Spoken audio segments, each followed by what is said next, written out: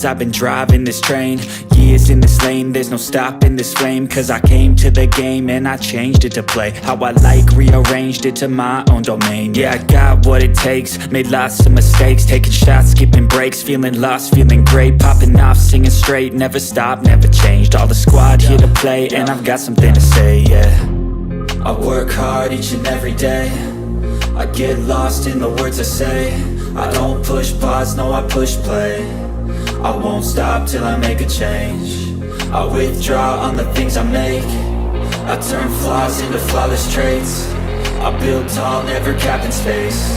I won't stop till I hear him say, oh, oh, la la la la la la, la la la la la la, oh, oh,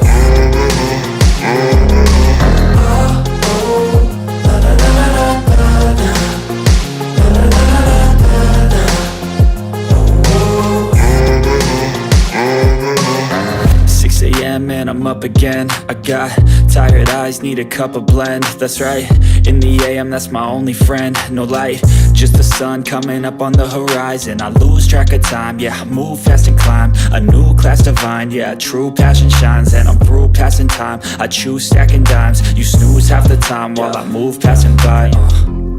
I work hard each and every day, I get lost in the words I say. I don't push pause, no I push play. I won't stop till I make a change. I withdraw on the things I make. I turn flaws into flawless traits. I build tall, never capped in space. I won't stop till I hear him say, oh, oh, la la la la la la, la la la la la, oh, oh, oh, oh, la la la la la la, la la la la la, oh, oh.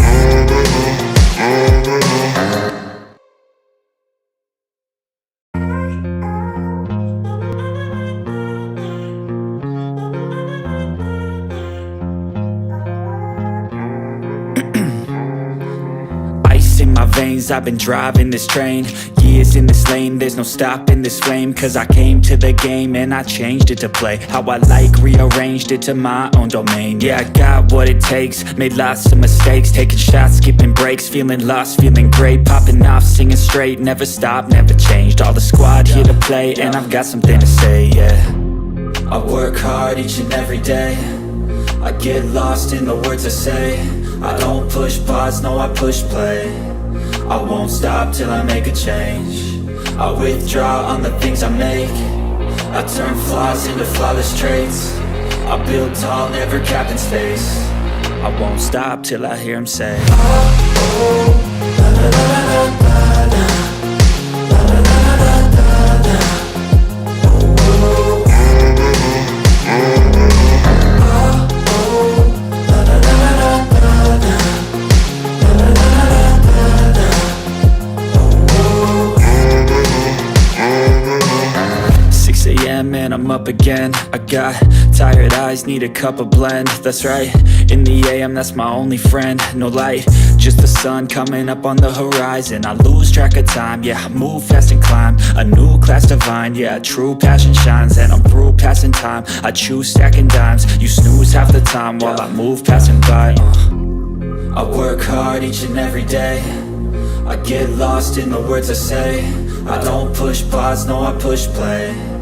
I won't stop till I make a change. I withdraw on the things I make. I turn flaws into flawless traits. I build tall, never capped in space. I won't stop till I hear him say, oh, oh, la la la la la la, la la la la la la, oh, oh,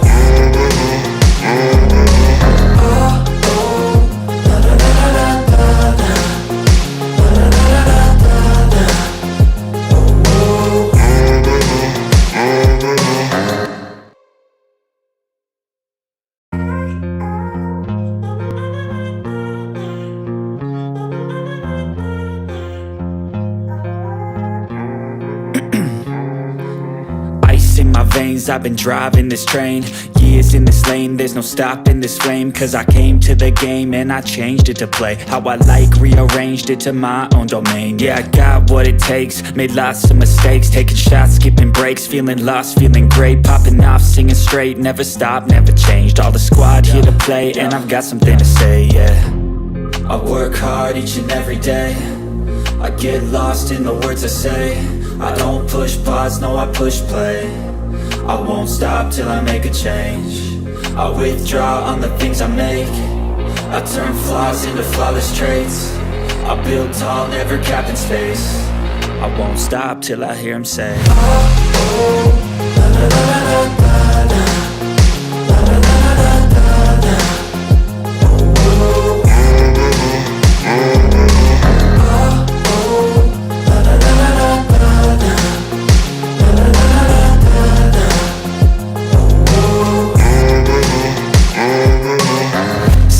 And I'm up again. I got tired eyes, need a cup of blend. That's right, in the AM, that's my only friend. No light, just the sun coming up on the horizon. I lose track of time, yeah, I move fast and climb a new class divine, yeah, true passion shines. And I'm through passing time, I choose stacking dimes. You snooze half the time while I move passing by. I work hard each and every day, I get lost in the words I say. I don't push pause, no I push play. I won't stop till I make a change. I withdraw on the things I make. I turn flaws into flawless traits. I build tall, never capped in space. I won't stop till I hear him say, oh, oh, la la la la la la. La la la la la la. Oh, oh,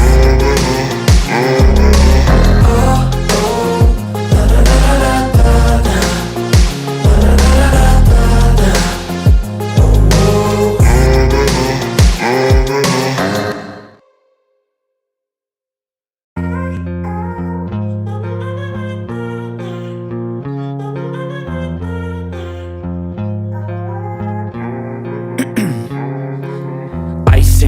'Cause I've been driving this train.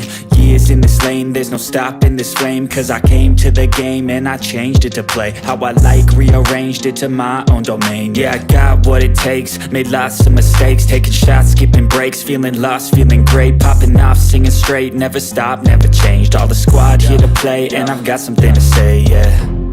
I work hard each and every day, I get lost in the words I say. I don't push pause, no I push play. I won't stop till I make a change. I withdraw on the things I make. I turn flaws into flawless traits. I build tall, never capped in space. I won't stop till I hear him say, oh, oh, la la la la la la. La la la la la la la. Oh, oh,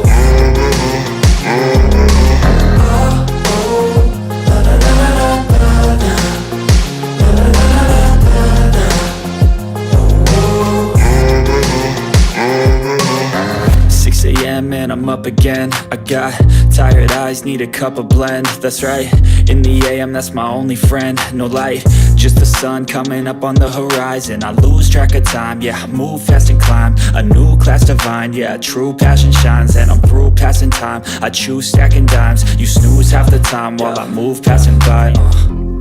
I work hard each and every day, I get lost in the words I say.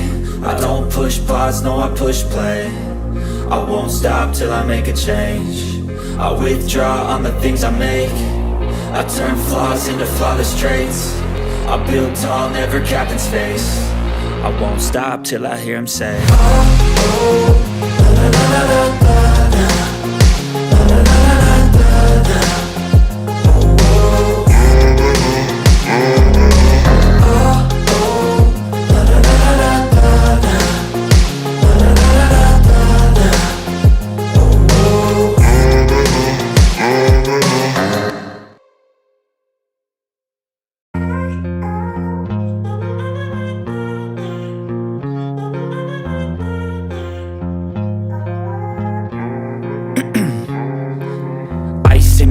I've been driving this train.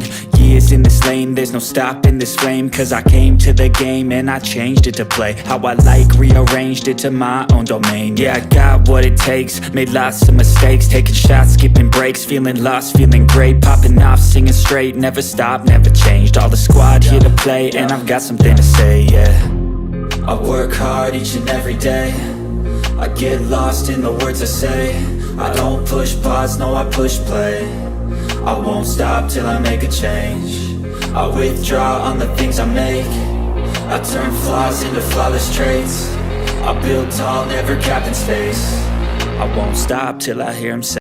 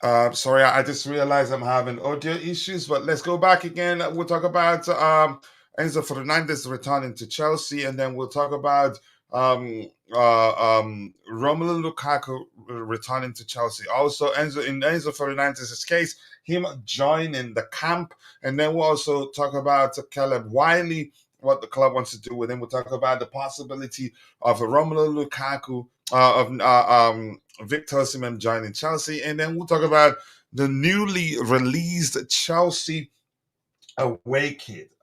Whether you like it, whether I like it, whether you buy one.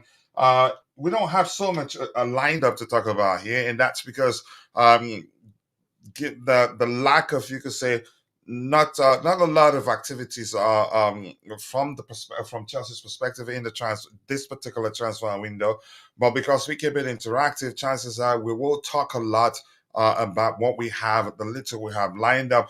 So without wasting much of your time, I'm going to get to the chat session to say hello to those of you who are already there, to appreciate you, because it's not easy to always find time to support the Chelsea Perspective community. The first person in the chat here, and also compare, before I forget, Robert Sanchez numbers to that of Jorgensen, to determine who's better than the other, but it depends on what metrics you prefer over the others. That will probably define your determination on which of the two goalkeepers is better. But we see the first person here, Pro Gamer YouTuber Marvin, saying, "Cannot wait. Thank you for joining us. Just be a bit patient. We'll get to that in a bit." The Goat Says Football says the transfer window is dead. So real talk instead. Wow. Let's see. And the My Fall is saying, breaking news: Correa and Enzo Fernandez are back. It remains Cole Palmer, but only one of them is in the United States right now, isn't it? In Enzo Fernandez. Jorgensen is the best. It's up to you to decide which of the two goalkeepers you prefer. Everything comes down to your what metrics you prefer over the others. Let's see. We have big up to you to Julius Asamoah. Amor, nice to see you. Big up our panelists. He says, big up to you too, and thank you for finding the time to join us. Yes, let's go. And Kim, so nice to see you. I hope you're doing well. I hope Lukaku is gone. We need to see outgoings this week. We need to cut the squad. I think we're doing that already. Lukaku, you could argue, on the verge of leaving the club. Malang Sarr is gone. Am I missing anybody? I think a lot more will leave. I'm not too concerned about outgoings. Hola to you too. I do hope you're doing well. I appreciate you finding the time to join the show. Keep dropping the likes on the stream, people. The likes do go a long way. Siaka is saying, don't wait for the new CFC keeper to sign his new contract. Can wait or don't wait, I'm not sure. Yeah, not a mute. Actually, there was an issue with it. And Vic, my bro, is in the house. Vic, I appreciate you for finding the time to join the show this particular morning. And a lot of people, Jude Mesole, he's saying, Kedu to you too, brother. I do hope you're doing well. And more importantly, I appreciate you finding the time to join the show this particular morning. He said something in my dialect, which is, how are you? And I responded I haven't responded actually. But more importantly, nice to see you, Jude. The CEO of Chelsea FC Jingles. I hope you're doing well. Respect to you. We have Wycliffe Barish saying, big up to you too, brother. I do hope you're doing well. Thank you so much for finding the time to join the show. And without wasting much of your time, we will start addressing the items we have lined up. We don't have too many items lined up. We don't have enough, actually, I'd say. But because we keep it interactive, chances are we'll talk a lot about the little we have to talk about. So we have enough to keep us occupied. And my bro, to be good. It's in the house. Very nice to see you. I do hope you're doing well. And thank you so much for finding the time to join the show this particular morning. So without wasting much of your time, let's start addressing the items we have lined up. Give me 1 second here. Let me switch things around. And yes, people, more likes, more likes. If you haven't, please take a second to drop a like on the video to help us reach more people. The more likes we garner, the more the YouTube algorithm will be triggered and be forced to push the stream to more people who'd be interested in the topics we have lined up. So, yeah, thank you. I appreciate you all. And to those of you who are following the show, but for one reason or the other, you're not able to participate in the show, just know that we appreciate you. And that's because you watching alone does go a long way. So we want to ask you, but we still want to ask you for one favor, one tiny bitty favor, if you like, which is to take a second and drop a like on the stream for us, to help us garner more likes, which will in turn push the YouTube algorithm and force it to push the stream to more people who be interested in the topics we have lined up. So thank you. Saying Lukaku must not be loaned by the CFC directors, so they must sell him. I think they would do that. And please, if you don't mind, please keep the topics aligned. Hey, what am I seeing here? Okay. Keep the topics aligned. That way, again, we won't get tired by the time we're midway into the show or 30 minutes into the show, because switching topics like this it can be exhausting. But that's, by the way, this is the first item we have here. Which kit would you easily buy and rock with pride?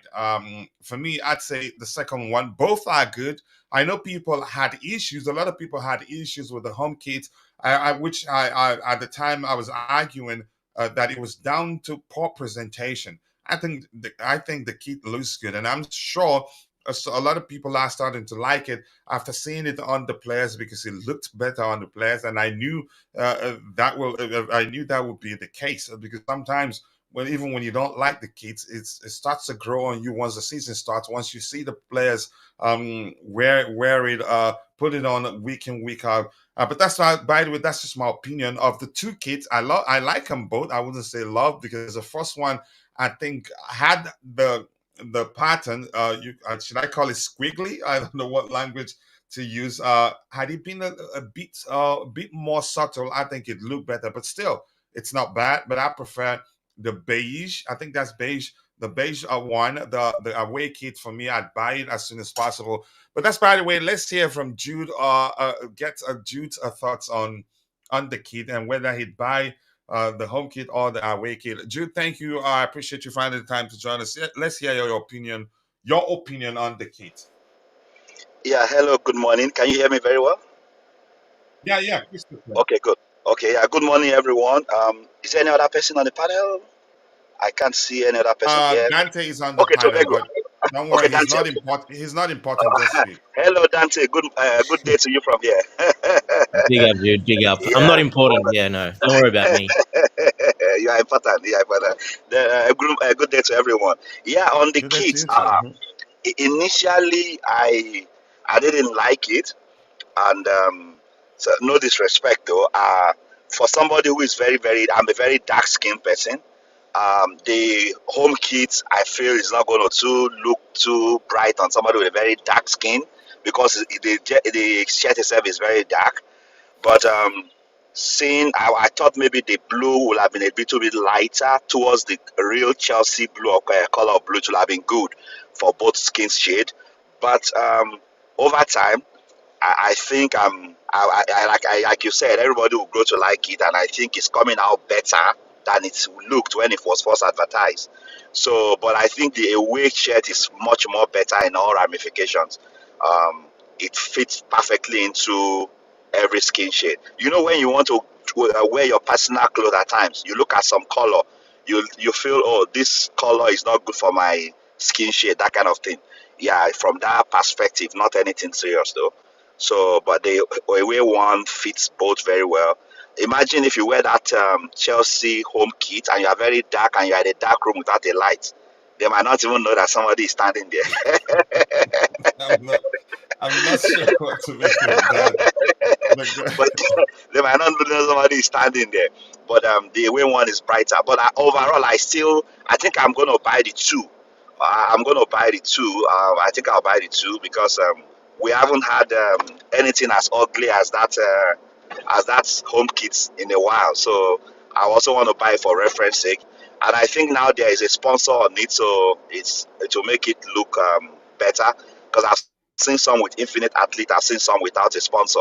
So I I don't think really. I heard something to the effect of the Infinite Athletes logo being on the shirt will only last for the preseason. So maybe it will change. I'm Oh, not too sure, but okay, go ahead. Yeah. okay, yeah. I That could has be to wrong, but yeah. that has to be Go down ahead. to the fact that Chelsea is still looking for a better offer, because Infinite Athlete deal was just for a season, and I think they just brought them back because people were criticizing the fact that there is no sponsor and all that. So maybe they are still looking for somebody, and if they don't, Infinite Athlete might still want to continue. So, but there's a limit to what they are willing to pay, and I don't blame them because we are not in the Champions League. So, but we want to be paid as much as like we are in all competition, and that's why we can't attract other big brand names. But then I think I'm growing to like the jersey gradually. I'm liking it gradually, and I think I'm going to like it more when we beat Arsenal with it, and we beat Liverpool, and I'm going to love it when we win something, and even if it's an FA Cup with it, then I'll love it more. Yeah. I think here's the thing. Something that's just something that's came to mind when you talked about, you say, us beating certain teams with the Jay Z or maybe uniform or kit, whatever language you prefer. I think the truth remains, even if it's ugly, of which I truthfully I don't think it's ugly. Performances would change people's opinion of the shirt. If it is ugly, if the team underperforms, then people will say, yeah, probably because of that ugly kit, jersey, or uniform, whatever you want to call it. But if it is ugly and the team starts doing well, people will actually forget about how ugly they they believe it is and start liking it. So I think performances will define the legacy of that kit, in my opinion. I'll go to Dante in a bit so that we can get his opinion on the kit. The away kit for me is fine. It took me a while to understand the I probably initially didn't like that home kit because of poor presentation. Because in my opinion, in design, presentation is everything. Yeah, let's keep the topics aligned. Right now, we're talking about the kit. I will get the away kit. Gonna skip this home one. A lot of people will. Worthy was the language I was looking for. So thank you. I appreciate you. That I'm not sure what you're referencing there. And God of Frogs is saying the away kit is nice, but I do think the weird color of the crest isn't a good look. Maybe if you see it closer, but I think they should just keep the crest simple. The colors of the crest, I think they just keep it blue and white, and it goes with whatever color you decided to place it on. I don't know. I think we're doing too much with the crest these days. That sometimes if you don't see it up close, you think that it's ugly. I think it's still fine. My opinion is that maybe you need to see it up close to decide whether you like it or not. The coach is dark skin and rocking a dark t-shirt. Maybe the coach it's just it's just a handsome man. You guys just leave me this morning. I'm not in the mood to discuss anything. The blue Trevoh game, and he's saying, I've warned you guys, I'm not in the mood for this nonsense. Just leave me alone this morning. But I'm gonna read it anyway. A lot of you are definitely going to hell, and you already know that. I can't concentrate anymore. Please stop doing this to me. Okay, let's go on. Yep, we've addressed this one and this one here from the blue to forget himself, which reads, give me 1 second. Which reads, so basically, my guy is saying the kid is He's racist. Makes perfect sense. Big up, coach. Big up to you too, bro. Much love to you. It's a good joke, but I want us all to please stop. Um, I I have nothing else to say about that. I'm seriously gonna move on from it. But yeah, more importantly, people, we're not a big account yet. We're getting there, but we will continue to beg for likes until we get there. Give me 1 second. Let me add more people to the panel so you can get diversified opinion and not just listen to me until you get bored to death. 1 second here, I'll be back with you. Just give me that's the one I'm looking for here. This one here. I will get back to you all. Okay, one is very up top. All right, what else do we have in the chat there? Gosh, what am I doing? It's not like it's too early. I'm not hungry now. All right, we go to God of Frogs, who says the sponsor actually makes it look better, which is confusing to me. You haven't figured out why that is the case. I don't know. I need that T-shirt. Okay, go ahead. I mean, prioritize. It's important that you prioritize. The shirt will be there for a year plus, or maybe one just nearly a year. Maybe I can quite measure the accurate time. I have not seen the away kit. I will show it to you in a bit. I will bring it up. Most of the time I prefer kit without the big sponsor. Yeah, and Infinite Athlete is a hugely huge name. Again, uh, so it's not that simple. It's not like it's a simple logo or something like that.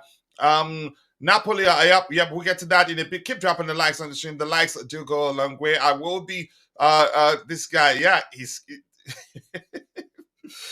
yeah, Jude killed us all. That was funny from him, really. I pray for Osimhen to join us, but I really don't see it happening. His wage is going to be. I don't want us to sign him for a multitude of reasons, but we get to that in a bit. Let's hear Dante, your opinion. But before I do that, Jay, big up to you, Jay. I appreciate you finding the time to join the show. I hope you're doing well. Big up, Coach. I know you got evidence. I know where you're going. Don't do that. All right. We will talk about Philip Jorgensen versus Sanchez in a bit. We're taking it one by one. So Dante, let's hear your opinion on the kit. Are you going to buy any of them, or you don't like them both? Your opinion. Let's hear you. Yeah, big up, coach. Big up to you too, Dante. Bobby, and everyone in the chat. My opinion on the blue kit, the home kit. It has grown on me a little bit. It started out as a 4 out of 10, then it's gone to a 5 out of 10, and now it's gone up a little bit more. It's up to 5.2 out of 10 at the moment. So it's slowly growing, it's but simple. You're a hater. You don't like it. I don't like it. No, I really don't like it. No. How about the away kit? Yeah, the away kit I like. It's really, really nice. I give that a 9 out of 10 for the away kit. That's a really, really nice kit, especially close up. It's got a very slight orangey color going through it. You can't really see that on the picture. That represents the flame as well. I think the color, they called it a guava ice, which is a bit weird, but that's the color they're calling it, guava That's beige ice. for me. Yeah, it's got, if you see it close up, it's got like a bit of orange shades through it. Again, it's very subtle, and it's supposed to be the flame, like the blue one, but it's very, very subtle, which is much better. If they did that on the blue, it would have been pretty good. But I love it. I love the colors. I love it. I said 9 out of 10. I really like the away kit. Even the third kit, I love quite a lot. So, big fan of that one. I'm not sure about the shades of skin, how it's gonna work. I love Jude's explanation about the shades of skin, the fashion. No, but yes, then I get it. The way he put it was really, really funny. But usually, when you are your complexion is dark, you go for lighter colors or bright colors, and Yeah, of course. vice versa. But it was just I enjoyed the way the analogy he used, or the way he explained it, so to speak. It was funny, and people enjoyed it in the chat. But go ahead.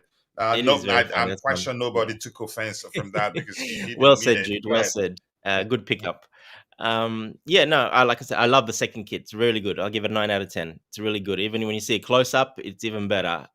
So yeah, I really do like it. The first kit slowly growing on me, but still not not doing it for me at all. Still, especially because the actual kit that the players are playing in, that's a completely different material for what gets sold in the shops.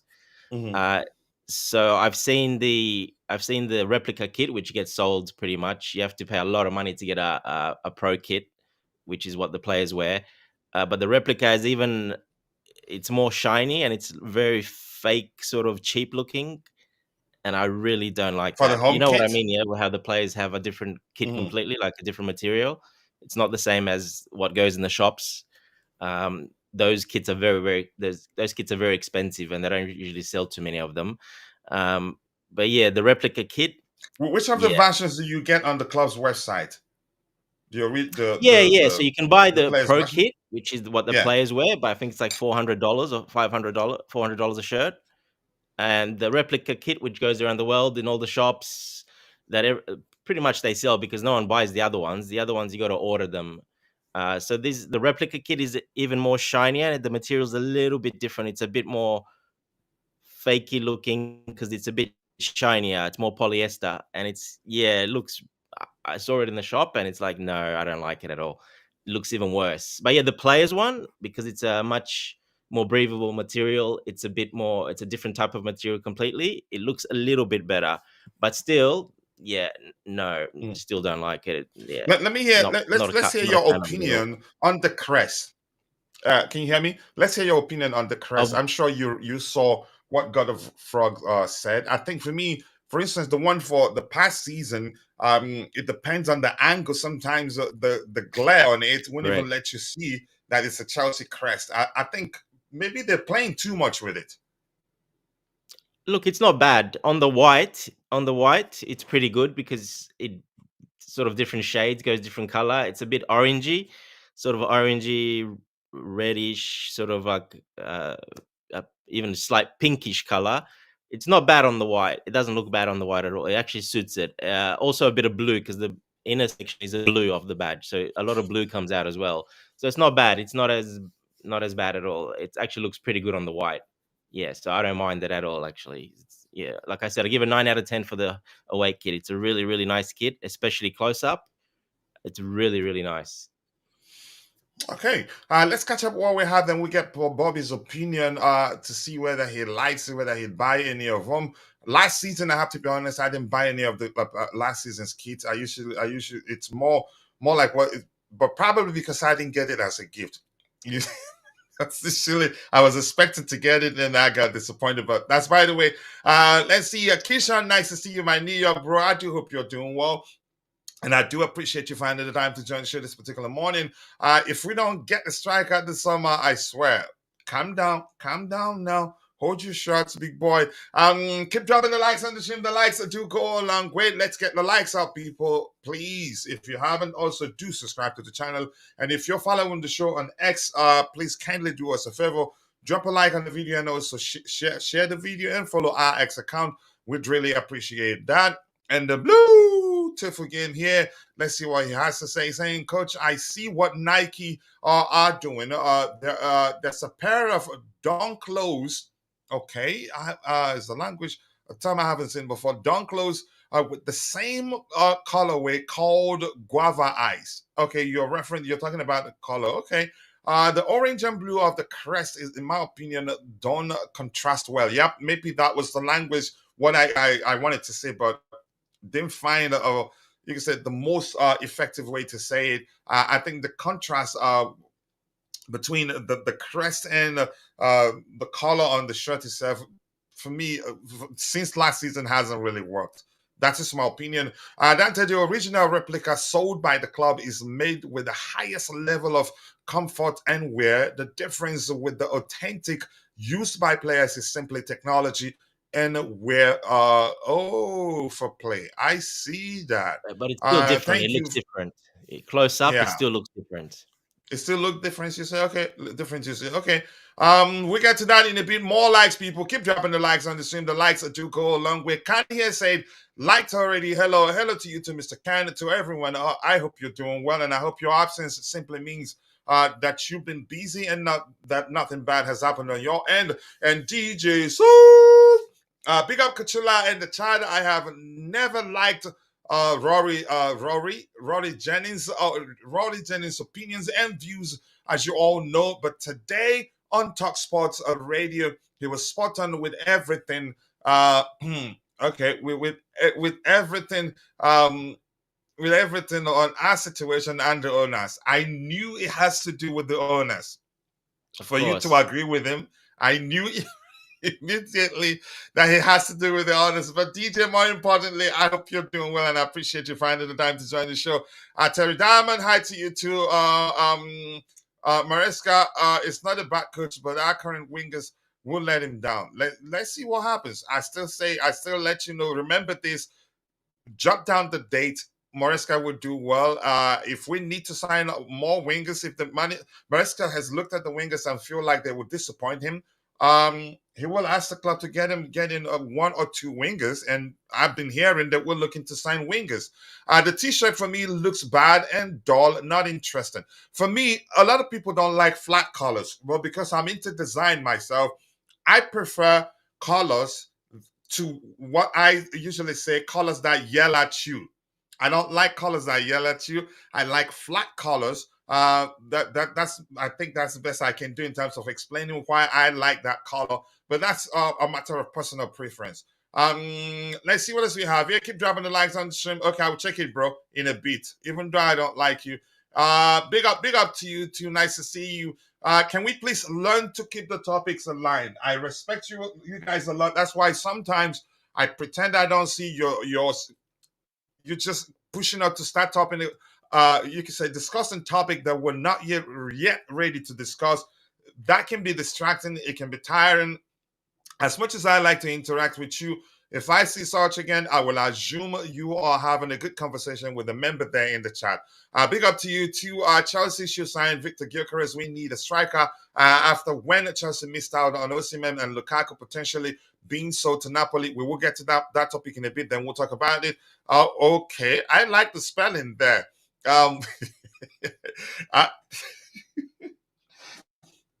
God forgive me. I'm a sinner. Why did I say that? I pray.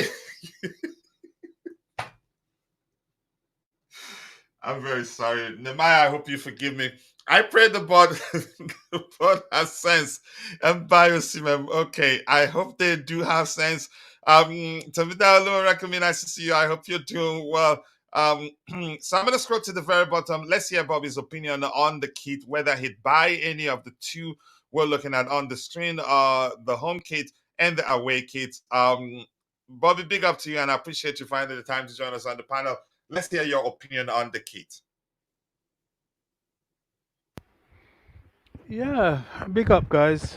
Big up, bro. Yeah, Much I love. mean, having supported Chelsea so long, I did go through a phase where each time they came out with the new kits, I didn't fancy it. Now I've got used to it, and I have to say that the first kit, they've knocked it out of the park. I don't usually have respect for Nike designs, but they've really done a good one there. And I've seen it on For the just players. the home kit or the away kit? The home kit, the away kit, I'm less excited about. I haven't seen it on the players yet, but I think it's a design that we've had before. In fact, I know it is. I just can't quite remember the year, even not too long ago. So it's a similar design. I think it was either for the first kit that the design was there, or a previous away kit, or even both. So that's not a new design. It's not bad, but I'm not um, intrigued by it as much as I am the home kit. So much so that I'm looking to actually get one for myself. I haven't bought a Chelsea kit since, oh gosh, 2012 maybe, that long ago. I maybe even just before. So um, I bought as presents for family and friends, but not for myself because uh, I'm not really into this constant change. I think it's merchandising. It's here to stay, but I wasn't into it. But I have to say, this home kit for me is lit. It's the real deal. Just You wanted a see, quick. you see where why I told people it's a matter of preference. Of I course will it is. take the away kit anytime, any day, because I don't like too much bright colors. I like what we call in design, what we call flat colors, and the same thing that Bluetooth again sent me. He got it correctly, but I'm not aware of that the term he used, but he's educated me. And even at that, I still don't like him. Go ahead, you were saying something, Bobby. Yeah, I mean, of course it is. In my opinion, I think part of the reason you may be attracted to the to the away kit is a sort of muscle memory, as it were, of a kit that we had before. People tend to gravitate towards older kits. If I see something resembling the sort of first kit I loved as a child that actually made me support the club, the 1970s kit, I light up because that muscle memory comes into play. Yeah, it is what it is. We're not going to change it. Everybody will have their preference. These kits, as the season progresses, they tend to grow on people. And if when we win things in certain kits, it cements its favor more. So it's very subjective. Just wanted to drop a quick comment. I don't know who made the comment, something to do with Rory Jennings and something he was saying about the owners. It Um, was one of your gang members, DJ. really? Oh, Yeah, oh, DJ. DJ is my brother, but I think he's a little bit against you the guys owners. need to fight a Look, civil war to sort a no, lot no, of that will stuff never out. happen. That will never. We're so close, but look. The owners. I don't know what Chelsea fans want. Are we? Do they want us in a state of flux before we stick with something? We have to stick with these people. They've set out a plan. It's rocky. It's not immediate like Roman Abramovich, but change. There's the old saying: if there's one thing, one of the few things that is constant in life is change. Change is, especially managerial change, at this level, ownership change, however you want to call it, is inevitable. It's happening not just to our club, to every club. My personal advice, you can't speak for people. People will do what they will do. But my personal advice is see it through. Let's see what happens. We've got a whole bunch of young kids. People complain about that. We've got new this, new that. People complain about that. um, I'm past complaining. I never see the point in complaining about something that hasn't happened yet and probably will not happen. So, let's be calm. I did notice something you said yesterday, which I completely agree with. I think some of this hysteria is people have come out in the past and said some silly things, and now particularly one particular individual, which I don't like to mention, but you mention quite freely, and it's your prerogative, it's your show. But, this individual, it's all about being right. They've said this and they have to save face. They have to, whereas nobody really cares what you said before. If you've said this and then, it didn't quite turn out that way, you're better off just owning it and moving on and saying, okay, I was wrong. And this, oh, I have to be right. And then you start attacking the club for anything and everything. And it's almost like that with some people. They are almost wishing the problem because they predicted the problem. Do you see what I'm saying? I'm with you. I'll give a personal example. I don't like Robert Sanchez. I really don't. I think he's a stinking goalkeeper. I've said it, I own it.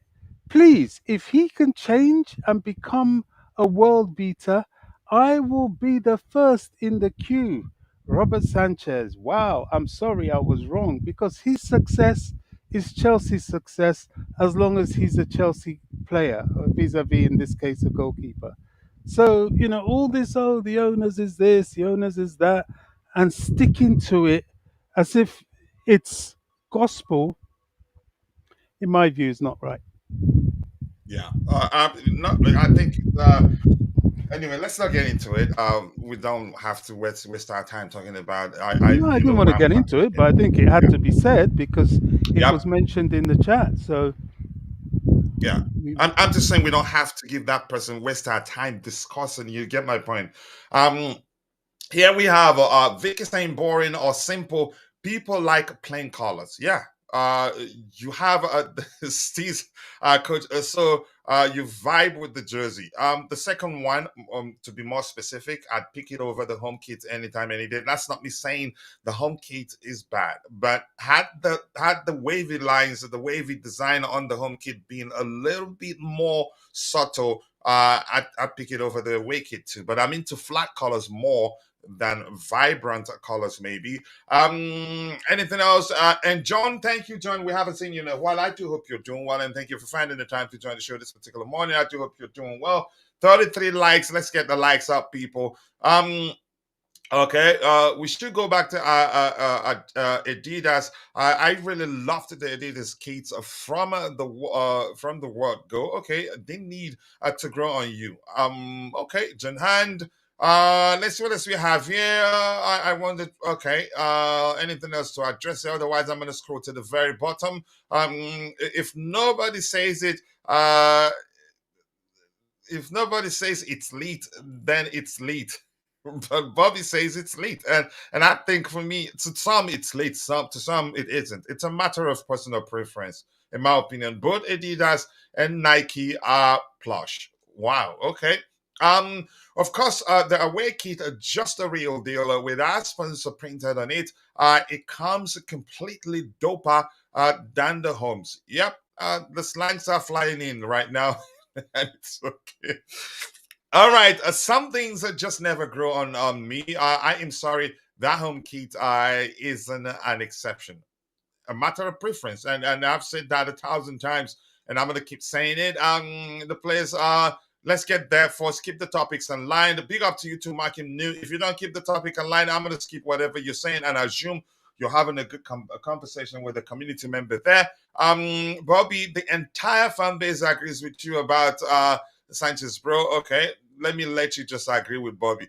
Wise words from Professor Bobby Measured. I think that's the name we should be calling Bobby. Professor Bobby. I was gonna create a command with scandalous Bobby, but no, I don't want to do something Dante wants me to say, so some people don't cry about it. Um, okay, facts. Let's see what I have. I wonder. Again, you're repeating yourself. So, question. Keep the questions when it's time. On slow mode, because yeah, if I say you have every right to have a conversation, but if you want me to adjust what you have in the chat, keep it aligned, nobody listens. That's why we're trying to inculcate maybe a new culture to make it easier on the panelists. Discuss with somebody there, but precede your comment with the person you're responding to or having a conversation with the person's name. That's gonna help. Okay, start your comment with the person's name. That's gonna help. Pardon, guys. Who's Sanchez? Okay, we're gonna get to that in a bit. We'll compare them. Let's be honest with ourselves. Okay, Sanchez, not good. Okay, we'll get to that. Bobby is still out there. He knows what's up. Bobby is not old. He's a young man. Okay. Let's see. That home jersey is the worst indeed. Okay, according to Mr. David there, Professor Bobby Benson Azubike. Wow. Bobby, you need to Google that name. Okay. It's a good name because I know the meaning of the middle name he mentioned, the last name he mentioned there. Jorgensen will be number one. We'll compare and we will decide and speculate. I don't know, Jude. You've spoken about the kid Bobby has and Dante has also, and hopefully I'm skipping him so he knows I don't like him. Let's move on. The next item here. This is I'm gonna start with Jude with this one. Um, Napoli keep looking for solution for Victor Osimhen as they wanted to bring in Romelu Lukaku as soon as possible. And it's difficult for him to leave Napoli right now because he stupidly, in my opinion, signed a new contract. What we at the time called, what did we call it at the time? What we at the time called a loyalty contract. It now probably he's gonna now he probably will look back and say what a mistake he made by signing that new contract. And the second paragraph of this particular report reads, understand Napoli could also be open to discussing Osimhen as part of Lukaku talks with Chelsea. And I'm going to say this, as much as I think Osimhen is a good player, I hope to God we don't sign him for reasons I've explained. I'm not going to go into that again. If anybody don't know, I haven't heard me talk about why we shouldn't sign Osimhen. You can reach out to me and say you want to debate me on that, then we will record a video on that topic. Um, Here's the thing: I still don't think we can sign him because, irrespective of Napoli, whether they decide, okay, you know what, let's do a deal and we get him for you can say a much lower price, his salary will still be an issue. That is just my opinion. I hope to God we don't sign him because I don't want to see a sequel to Look Who's Back Lukaku movie and Chelsea movie. I don't want to see part two of it. I'm not saying Osimhen is a bad player, but I'm not ready to keep repeating myself every time I talk about him. Jude, let's hear you, and then I'll go to Bobby and Dante last because I don't like him. So, sorry, coach. Sorry, guys. I have to drop for 5 minutes. I've got someone just come into the house. All right, no I'll problem. No all right. problem. We get your opinion on Osimhen when you come back. Jude, let's hear you. Okay. Good morning once again. Good morning to Bobby in absentia. I know he dropped, but just greeting him. So Mm-hmm. I on Osimhen, although I disagree that he signed a stupid contract because we have a lot of players in Chelsea who does that for us, and the length of that contract is very minimal. I think it's 2 years, not like long But one. it allowed them. Yes. Well, let me come in quickly Mm, if you don't mind. yeah. Okay. He wanted to leave Napoli, and Yeah. he didn't. Again, at the time, you could argue we all knew that his plan. He didn't want to stay beyond last season. At Napoli, right? Then he signed a new contract. I get it. It's just much you could say a year more or so, or maybe improved salary. But the biggest issue is the release clause. That's where he made a mistake. And in my opinion, but go ahead with what you were saying. Oh, okay. I get your point. Yeah, the release clause. Okay, you have a point there. Yeah, the release clause. He should have negotiated it lower. Because I know in Chelsea we have players who did that for us, like Matson, Chalobah, Conor Gallagher, and they extended their contract. Yeah, but the release clause is not that hefty. You're right. Okay. Yeah. I think if Moresca thinks he can work with that guy, I'll say let's sign him. He looks like somebody who would not fit into whatever we have now. But we don't even know what Moresca wants to do. We know he has a plan, but I can bet you that if Moresca knows that all those his tactics wouldn't work with the same crop of players, I think he will look for an alternative. For example, so far now in this preseason, someone like Rhys James is not doing well with inversion. Cucurella mastered it last season. Rhys James is not doing well with it.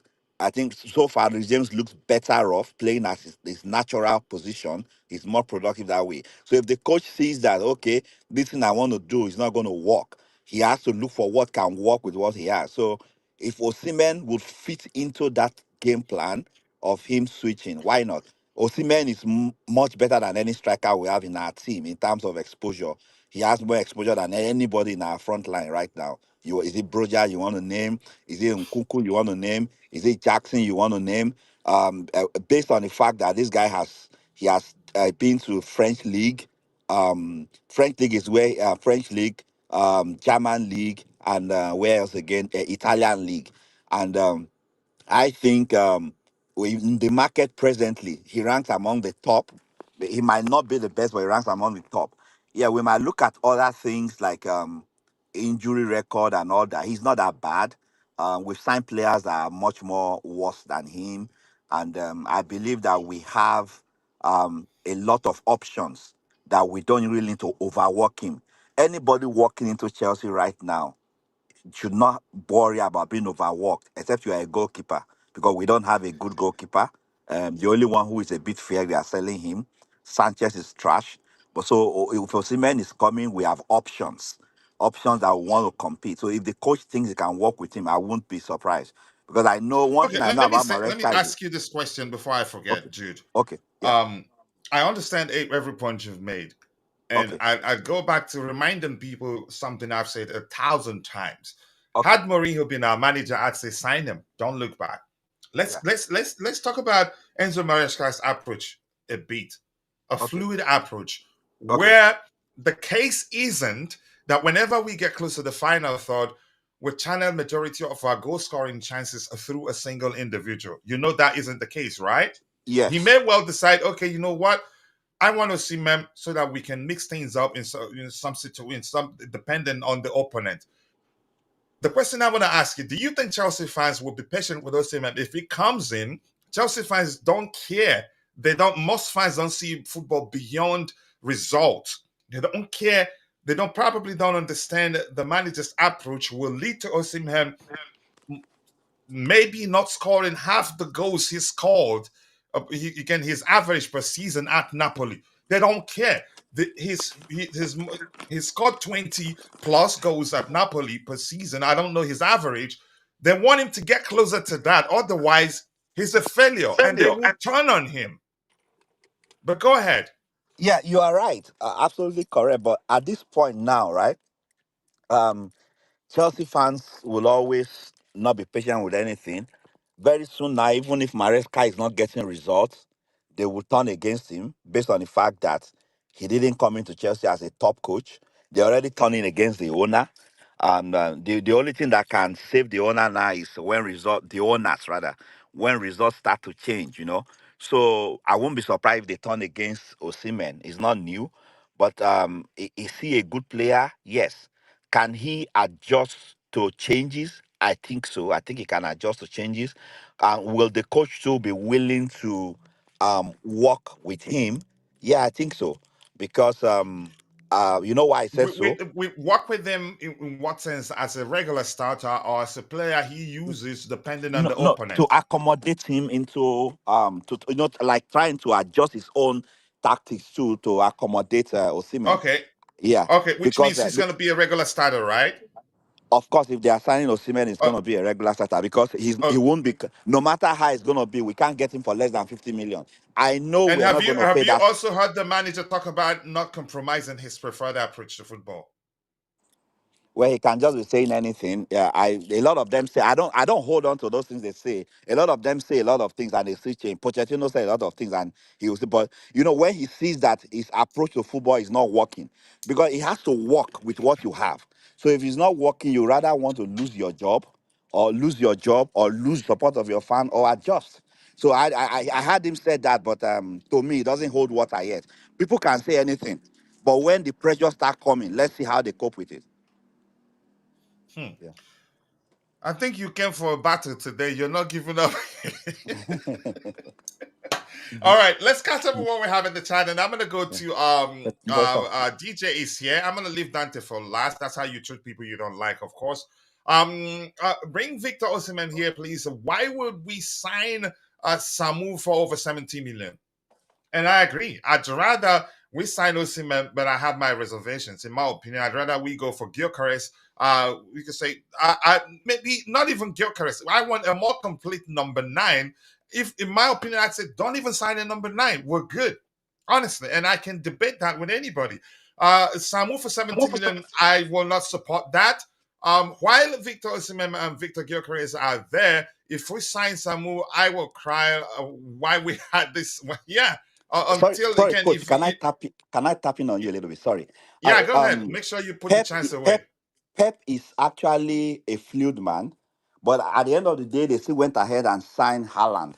So how would you address that? Like because Pep is a fluid. I've not seen anybody who's as fluid as Pep in the Premier League, and then he still went ahead and signed the Haaland. So what's your view about that?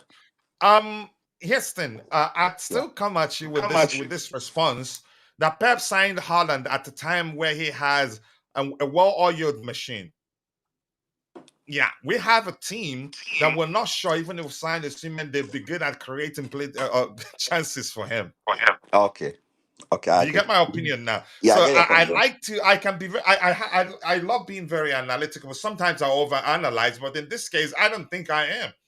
Pep signed Osimhen at a time where he had they had again at the time they had a well-oiled machine ready to create a lot of chances if the manager decides to tweak his approach. Yeah, but in that case, I don't know. You get my point there. So I will come back to the panel so we hear from DJ and then we go to Dante as soon as possible. We need to get rid of Lukaku. Yeah, we do. But that doesn't mean we get anything in for the sake of getting Lukaku. It may well Osimhen to Chelsea may well happen, and he comes in, does well. But for me, I'd say I don't want to see a part 2 of that Look Who's Back movie. The Chelsea fans will turn on him. And remember, I said that. I hope that if he comes in, starts fighting on all cylinders, and we love him, he ends up becoming a Joba region. Yeah, good. But I have to pre-warn people. Why is everybody not? It's not hate. You have to be objective as much as you can. Chances are we'll sign him, and we look back and say, "Wow, we are glad we signed him." You never know. But people will voice their concerns, irrespective of the player you're looking at. Anything else to read here? And Vic is saying Victor Osimhen doesn't have much choice of PSG. Negotiations stalled, and here's the thing. PSG negotiations, for me, in my opinion, was easy to stall because he wasn't a priority transfer target for them. And I've always told people I don't think Osimhen is Lucha's type of number 9. And Fabrizio Romano also did say that before they push for Osimhen, one of their hybrid strikers would have to leave. Yeah. So it wasn't like Osimhen wasn't like a signing that if they don't sign, they can't do without him. Yeah. Chelsea Lukaku plus cash is on the table. I think Osimhen will accept 180 to 200k a week. What if the Saudis are interested and told them we can pay you 500, 400 a week? Do you think he still comes to Chelsea? No. So if the Saudis are serious, we just cannot compete. We just cannot compete, in my opinion. But let's see what happens. It's maybe if he's just if the player himself wants to stay in Europe. Yeah, for lots of players are not, you can say, eager to go to Saudi because they still want to stay a bit more in Europe. Let's see. But here's the thing. To be truthful, the Saudis are also starting to look at young players. Younger players, not players that are at the point of retiring. So chances are, if you don't go now, you're never gonna get a chance to go there again. Yeah. Let's see. I would be okay. Osimhen, I would have refused to sign if you were Osimhen. Yeah, I understand. Coach, if you keep declaring how much you don't like your friends and colleagues, who told you Dante is my friend and colleague? You will surely go to that place that you lost. What? The reason we all love you is because we don't want to follow you there. Really? That's seriously creative. Okay. We have Lukaku. They want we have Lukaku. They want Lukaku. We need to take advantage of that. It may well lead to that happening.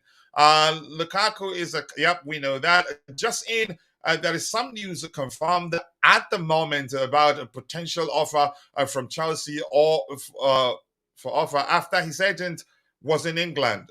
Whose England? Whose agent was in England? Big Baller Victor. All right, I'm going to scroll to the very bottom. Let's hear you, DJ. Your thoughts on that discussion.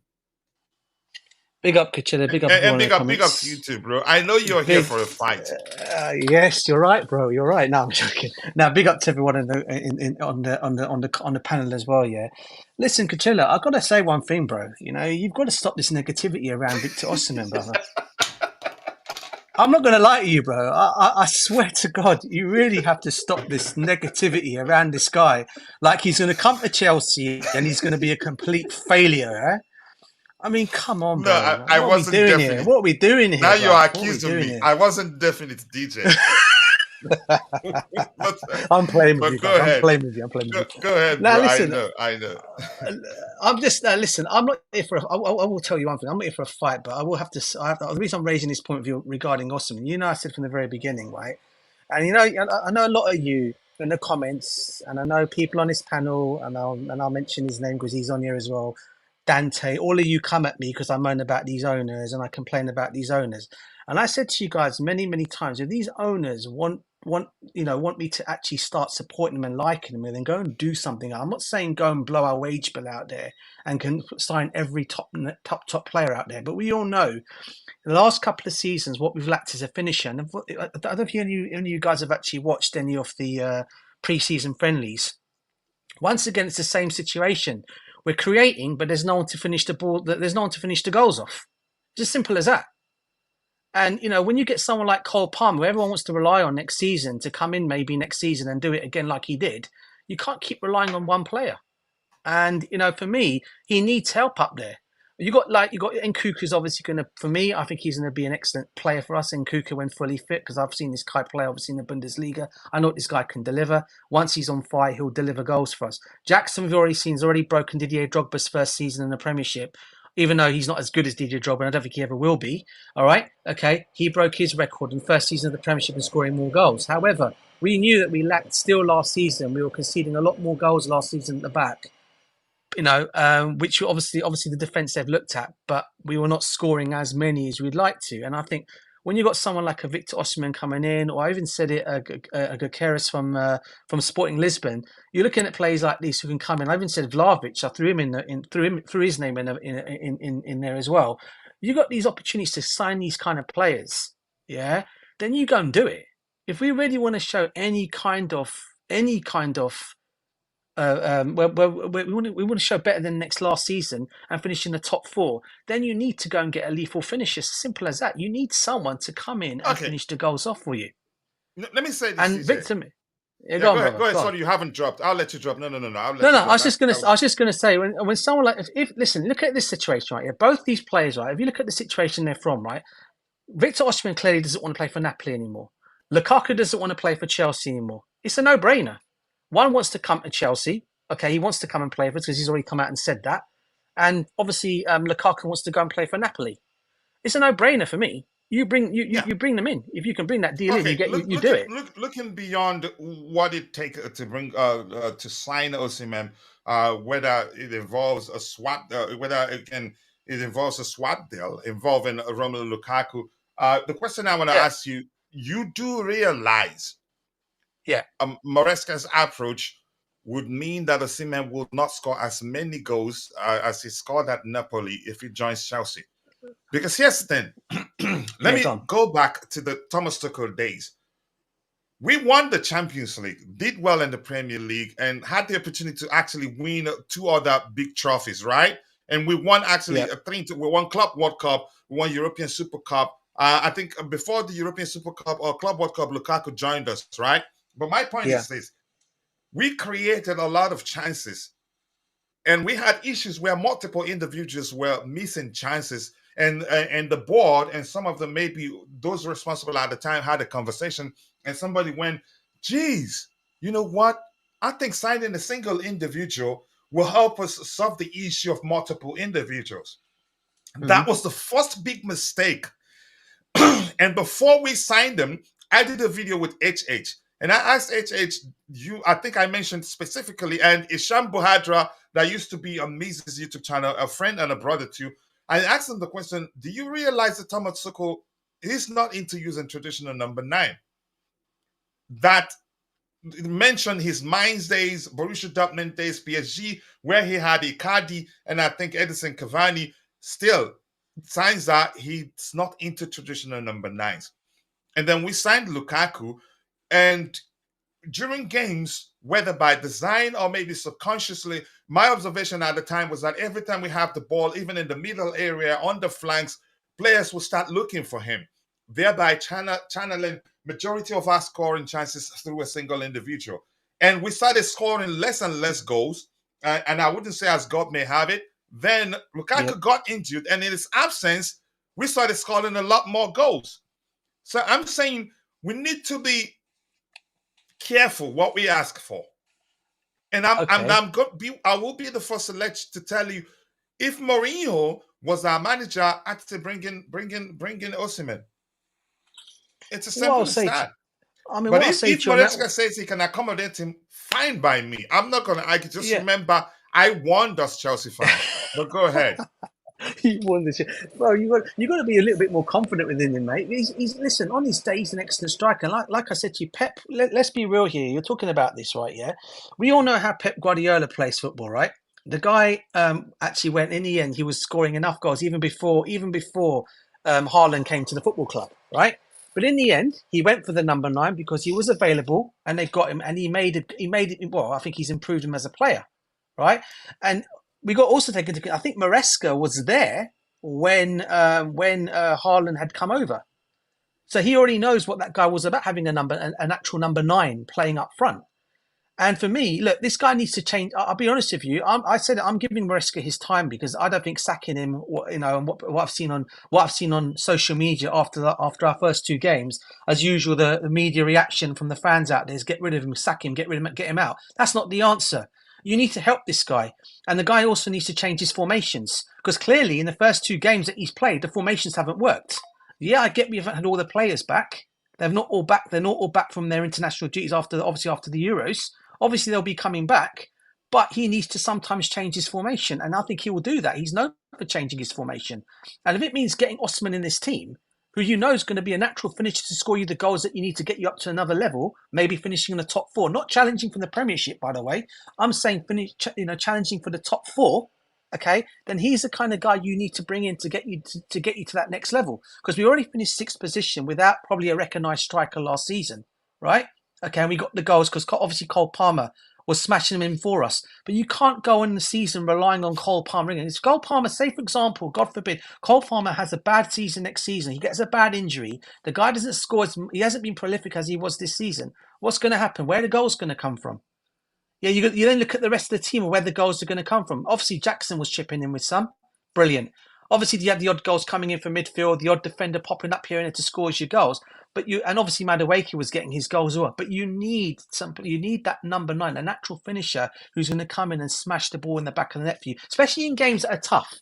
Especially when you're playing like the likes of a Brentford or you're playing the likes of a Brighton, when you know how they're going to have every ball they're going to have every play behind the ball, right? So it's got a way of breaking that down. And that one opportunity can take it where you get the ball over the line, Osimhen makes the run, boom, the goal's in the back of the net. Yeah, that sometimes you need to win ugly games. And you need that striker who's going to come in and get you those goals. Yeah, and that's why I think if he's out there to get him, he clearly doesn't want to go to Saudi Arabia because let's be honest with you, Coachella, right? We all know where the money is. It's in Saudi, right? If he wanted that move to Saudi Arabia, regardless of how much money, and they could probably offer 10 times what Chelsea can offer, he would have made that move there a long time ago. But clearly he doesn't want to go there. He wants to come to Europe. He wants to come to the Premiership. Even the negotiations with PSG I've seen have stalled. Maybe that's on his camp because he doesn't want to go PSG. Come to Europe. He plays in Asia, right? You're a joke. No, meaning, brother. He wants to come play in the Premiership, brother. You know what I mean? He wants to play in the Premiership. That's what I mean. I was just kidding you. Yeah, I know you were, bro. I think he'd rather come to the Premiership than go and play. Even obviously he's got the opportunity to go to PSG, right? He's not gone there. Now we don't know. People are saying, obviously PSG can probably again another club that can probably outdo us when it comes to the wages. Bear it in mind that we can only go maximum up to 200,000 a week, possibly 220,000 a week, depending on the player that we bring in or the superstar that he might be. They're willing to go that high up, the owners have said. So if they can bring this guy and he's willing to go on that kind of money, I don't see why you can't bring Victor Osimhen in. And I think he would love to come to Chelsea. I think he would jump at the opportunity to come to Chelsea. Bring him in. And you're asking about the other guy earlier on, whose agent, Chiesi, is his agent who's coming from Italy. He's the one, apparently Tottenham are looking at him and Chelsea are looking at him. That's the other midfielder we're linked with. You read that chat out earlier on, and you're saying, who's this guy? Is Chiesi from, I think it's Juventus he plays for. Chiesa. He's the one that, Chiesa, yeah, he's the one that apparently that Chelsea are looking at along with Tottenham. But I think when it comes to Chelsea and Tottenham, I think he'll come to Chelsea because obviously Maresca's there. and obviously the way we play football as well. So I think he'll be a good signing. We can get him in, but again, you look at the wages, you look at how much he's going to want, how old he is. He's also injury prone. Is he going to bring that to Chelsea as well? I don't know, but he's a great player though. I mean, if he's fully fit, he's an excellent player, and having him in that midfield experience along with your Osimhen up there. I mean, I think we'll be okay for next season, but we need to get one of those. If we can get one or two of those players in, I'll be happy. But yeah, going on what you're saying about Osimhen, for me, yeah, we get this guy in, man. You shouldn't worry about it, Kutcher. I think under Maresca, he'll get him to play the way he wants him to play, and I think he'll score the goals that we need him to do. But again, it's just, as you said, the fans got to be patient. There's none of this turning on a player, because I don't believe in all that nonsense. You turn on a player, then what kind of a fan are you? Yeah, you back all your players. It's simple as that. And I think he'll be back. Listen, if he comes in, I'm gonna back him. I just have concerns, and I think if he comes in, he compounds the managers. You could say the work he has to do, because now he has to throw away the plan of playing with a more fluid front five or whatever you call it to accommodate Osimhen. To make sure he hits the ground running, the approach has to be tweaked.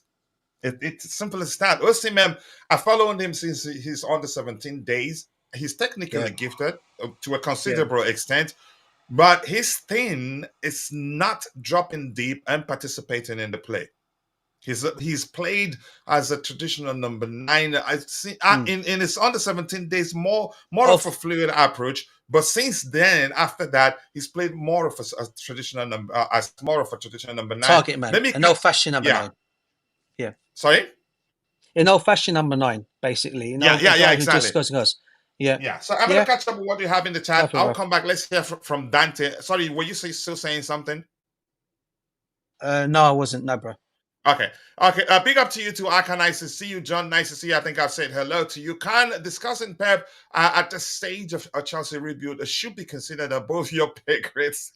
Pep is football at the moment. You're insulting us right now.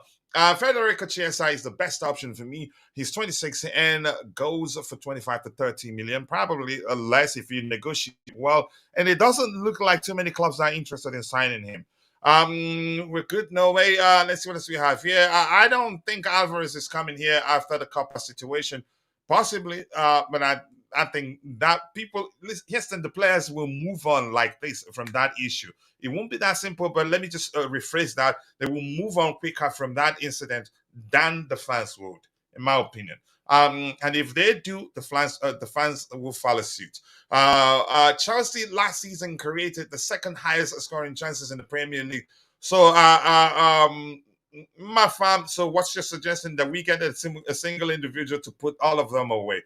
We're not getting Samu. I doubt it. It could still happen if we're following the reports out there. If we're to believe all of them, we're bent on getting that deal over the line. And Houston, you must consider that a possibility. That's because they want Conor Gallagher. Yeah, according to Fabrizio Romano, they really like him and they want him. So, but let's see what happens. PSG should hold the cards to this whole striker merry-go-round. Yep. If they lose one player, chances are they'd sign Osimhen. Why are we comparing trash and garbage? Saying no, Tuboka Costa is clearly a mistake. Petrovic needs to know his spot in the squad. Okay, we get to that in a bit. Let's keep the topics aligned. We'll start comparing the goalkeepers as soon as we get to that particular topic. If Bali needs to get us to him, maybe it happens. Thank you so much. I appreciate that. Tebeho, my bro. By the way, Tebeho. You have every right to disagree. I'm just expressing my opinion, but I want to debate anybody. Let's make a one-on-one video with anybody that can be on camera. Let's talk about it, and I explain why I think we shouldn't sign him. It's a risk. That's not saying certainly if it comes, it's not going to work. You feel alive? Okay. The coolest podcast. It's a good thing to feel alive because any day above ground is a good day. Not be surprised if we get to see him to Chelsea. Here we go on Saturday. It's a possibility given what we're hearing. The fact that they're open to discussing that.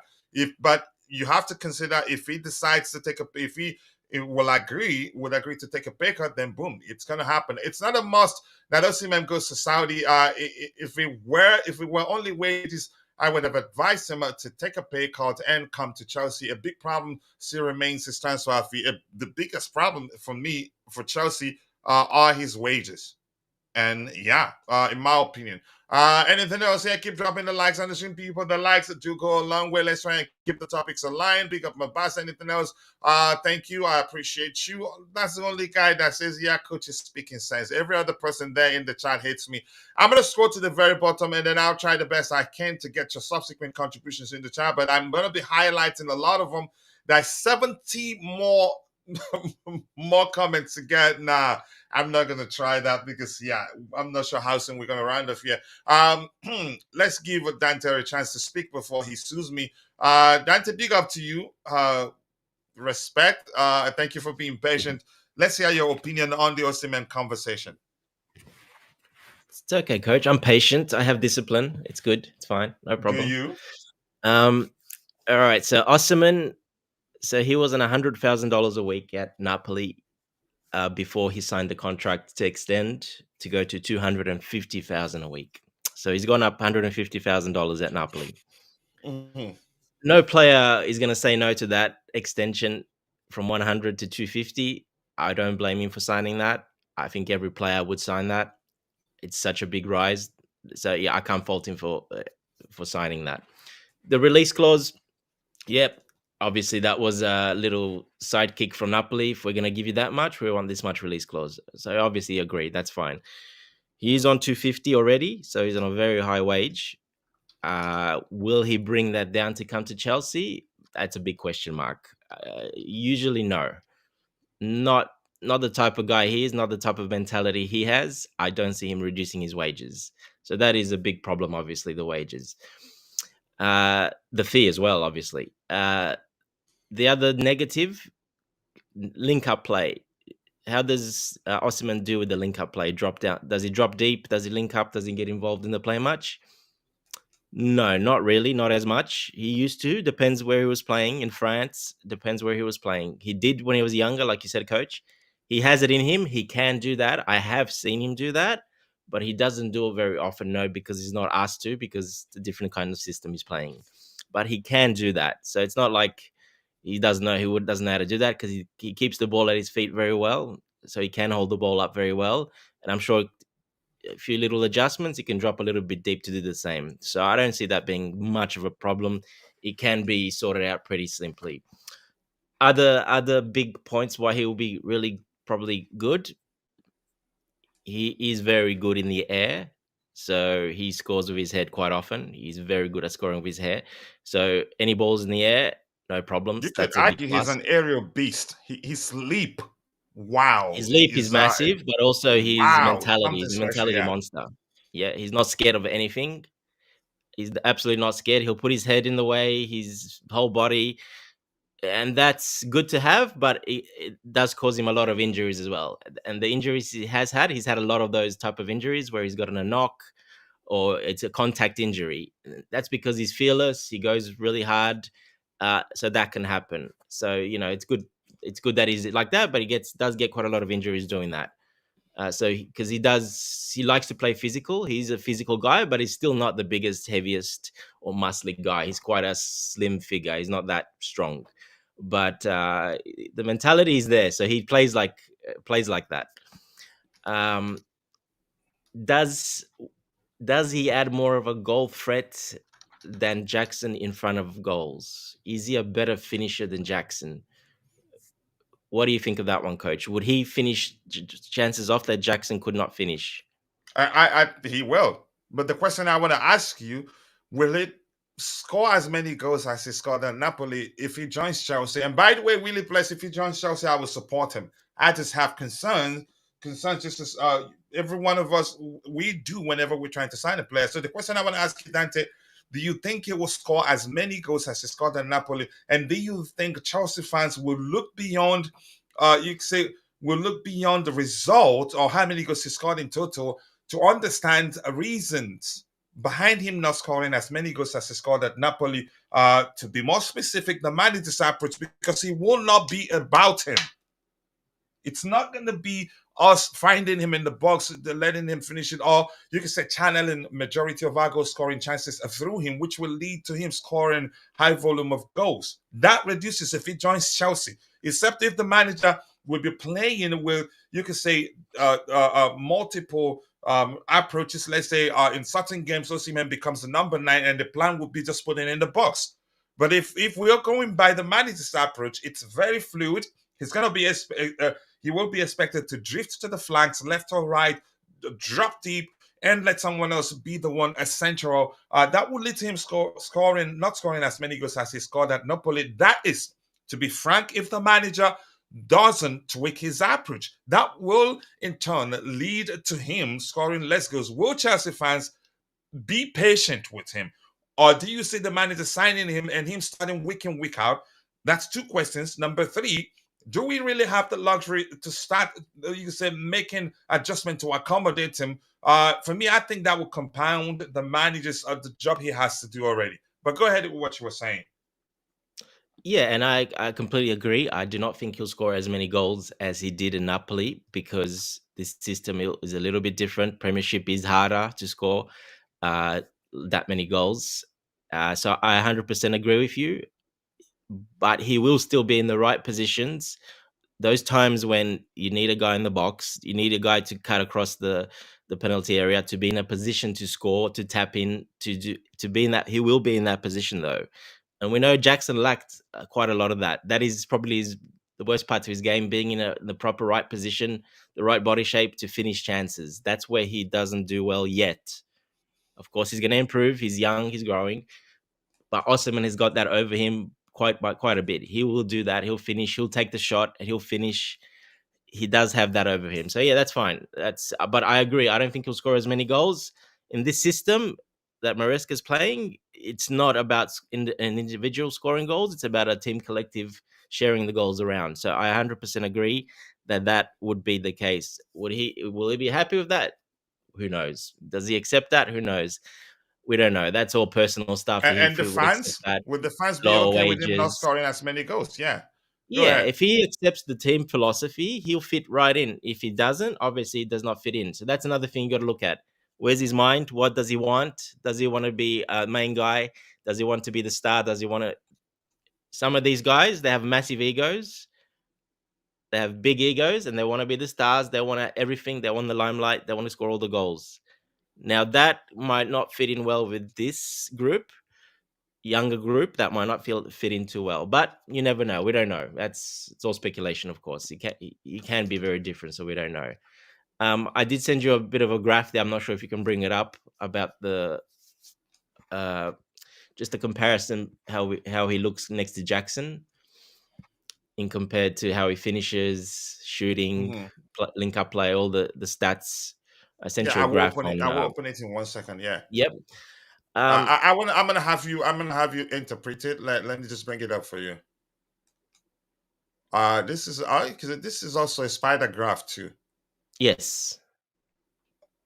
Yeah, it's a spider graph also. Just give me 1 second here. Let me go back to the presentation window. But quickly, Osimhen is unlikely, but we will see. Shanks, nice to see you. And Aka, the top father, needs to get back in charge so we can sign bigger names. If the plans have changed, the plans have changed. The top father will not do anything differently. I have to be honest with you. We need to get rid of Broya first. I think he's going to leave. But I understand where you're coming from, Wira, and I liked that you're coming. Osimhen, I cannot see it happening with these wages. We didn't get Olise because he wanted over 230k a week. But here's the thing: if we can get Osimhen, if it can happen for a cheaper fee than what we're hearing Napoli want, that could lead to the club saying, okay, you know what, we're getting him for cheap. Let's just go for him. Sorry, people, I'm going to be skipping past a lot of your comments to get to the very bottom. I apologize. And then I'll try the best I can to read to address yourself. We will try to the best we can to address your subsequent contributions in the chat. Coach, are you Nigerian? You pronounced my name correctly. Coach, I know you you are, but yeah, I'm an Igbo boy, born in Enugu, grew up in northern Nigeria. Before getting to where I am today. So yeah, I do speak Hausa, Igbo, I understand Yoruba a bit, but cannot speak Yoruba fluently. So let's hear you, Dante. Go ahead, interpret this for us. If you're still there, Yeah, so should just the I graph. change? Can you say it? Can you say it, or should I change the placement? Yeah, I can't. It's not up at all. I can't see it. Okay, how about like this, and then go below like this? Or you can just interpret it with yours. Yeah, we need to make it bigger for everyone to see, Coach. If you can just put Okay, the okay, graph I'm up, trying to do that. Just one sec. so everyone can just have a bit of a look at it to compare. Yeah. We'll just let me. I have to come out of it first. I'm sorry. Just give me 1 second. But people, while you wait for us, please keep dropping the likes on the stream. The likes do go a long way. Let me see how far I can go. Now, the picture itself is not. It's not increasing. I think they can see it. But go ahead. They will listen to you. It's 500% zoomed out. So, You so can't put a full screen. You can't put a full screen. no, you cannot. It's not if I Okay. do like this, then we can do this. How Okay, no about problem. this? You'll help me out But because you got a screen there. You can see it that still extra. doesn't work because it covers it. Right. Okay. Yeah, Anyway, yeah, there's yeah. a Go ahead, it's go ahead. Victor Osimhen's in the blue there, and in the red is Nicholas Jackson. As you can see the graph there, that we can't probably people can't see exactly what it says. What's what? So what's the one in the blue on the top there, Coach? Where Osimhen is way ahead of Jackson. What's the blue on the top? This one here, shots Yes, 3.7, per game. Yes, and how much is Nicholas Jackson at? 2.6 per game. Yep. So he's quite ahead in more shots. He shoots more. He takes the shot early, which I have seen. Yes, he likes to turn, twist, and shoot. He loves that. So that is one of the pros, and that's one of Jackson's probably flaws. He doesn't shoot when he has to. He'll take another touch. He'll dribble more. His body shape is out of control, and then he misses. So that is one problem that Jackson needs to improve. The other blue ahead down the bottom, Coach, you'll see there's another blue for Osimhen. Turnovers. Turnovers. Now that Mhm. is one thing that Victor Osimhen, and I've seen this. This is because he's quite tall. He's quite lanky. He's got very long legs, and the ball is not that close to his body usually when he tries to dribble. So he does lose a lot of possession. So that is a negative. It's quite a big negative, especially if you're playing in space, close up space against low block teams. That is a problem. I did check out a couple of games, and he does struggle as well when there's tight spaces. He's more open. Um, but finishing, yeah, definitely better than Jackson. But you can see pretty much everywhere else, Jackson, all the other ones are red. He's quite a way ahead of Osimhen in quite a lot of those statistics. If you want to sort of go through them and read them Yep, out. in successful dribbles. Yeah. For instance, Jackson is better successful dribbles. Jackson is better open play shots created for others. I think no, they pretty much. Osimhen is still. Yeah, Jackson is better in that aspect. Jackson is better in passing. Jackson is more technically gifted overall, in my opinion. Not by 100%, my yes. opinion. We're looking at the numbers here. Jackson is better non-penalty goals, xG and pass shots. Jackson is better non-penalty goals xG. So there's a lot of areas where Jackson is better than him. For me, Correct.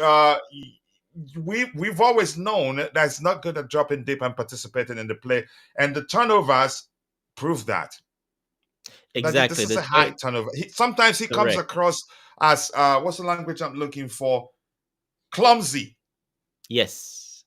But Yes. go ahead Because with what you were it's saying. also his physique. He's tall, he's lanky, he's got long legs. He hasn't got he doesn't can't keep the ball really close to his feet. It's just what it is. At finishing, yeah, he's much better at finishing, but all the rest, he really struggles. So yeah, look, based on all that, there's the only one part, and let's forget Victor Osimhen scores penalties as well. So he scores the penalties. So he scores goals by penalties, but Jackson does not. Okay, so if you even that out, it's not too. It's pretty much close to the same. And So you could argue, had Johnson been a bit more clinical last season, chances are he'd probably score a lot more than, because Osimhen didn't score too many last yes, season. yes, 100%. He'll be ahead of those blue, all of them. If he did, he'll be ahead Yeah. of Osimhen if he scored those chances. Yes, and that's where I'm going. There's not much difference. Most of the play, all the all-round play, Jackson is ahead of Osimhen by quite a bit in a lot of them. Only one is that Osimhen shoots more, That is the only one positive, that he shoots more. Does he score more? Yeah, go ahead. He scored more, but does he score penalties? Yes. Does that help? Yes, because he scores penalties as well. So, but if you take the penalties away, it's exactly the same.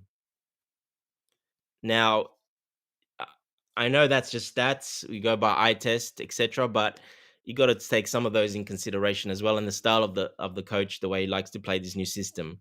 It will not suit Osimhen as much, and when he will be in that area, he will have a lot of people around him because he'll be in England. We know it's much higher pressing. It's much more physical play. There's much more fitness involved.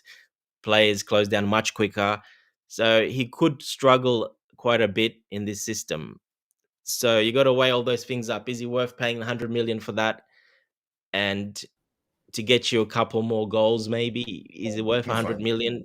Will he be Dante, happy just being? Is one he going to second. take the Dante, just much one lower second, bro. salary? Just 1 second. 1 second, bro. Let me do No this. problem. So this guy here turns 8 today. Today is his birthday. So I promised him that's the day I was going to introduce him to the guy. What's your name? Tell them your name. My name is Ronald. His name is Ronald. You can call him Obi. So happy birthday to you. You know I love you so much. Where's the fireworks? Happy birthday. I know you can soon. So Happy you can birthday, present man. him. Happy birthday. Happy birthday to you. Did you hear Dante just saying happy birthday to you? I know you hear them. Okay? I love you so much. I'll talk to you later. Happy Okay? birthday, man. Happy birthday. Happy birthday, matey. Happy birthday. Yeah, they're all saying happy birthday to you, so I'll see you in a bit. Okay? So Dante, sorry, go ahead. I'm sure, coach, you got a nice present waiting for him. Go ahead, Dante. I said, I hope you got a really nice present picked out for him already.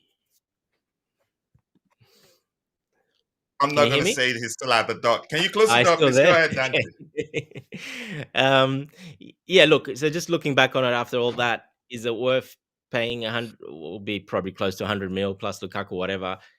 The high wages, is he going to reduce his high wages to come in and do that? Will he mind not being the star guy and being a team player? Will he? We know he's got a bit of drama problems. We've seen that already. He likes to talk up. He likes to talk. He's not to shut up. He likes to talk. If there's something, yeah, he speaks up. Will he turn to that drama if things don't go too well? Look, you got to look at all the things. For me personally, I liked him in the past, and I still do like him as a striker.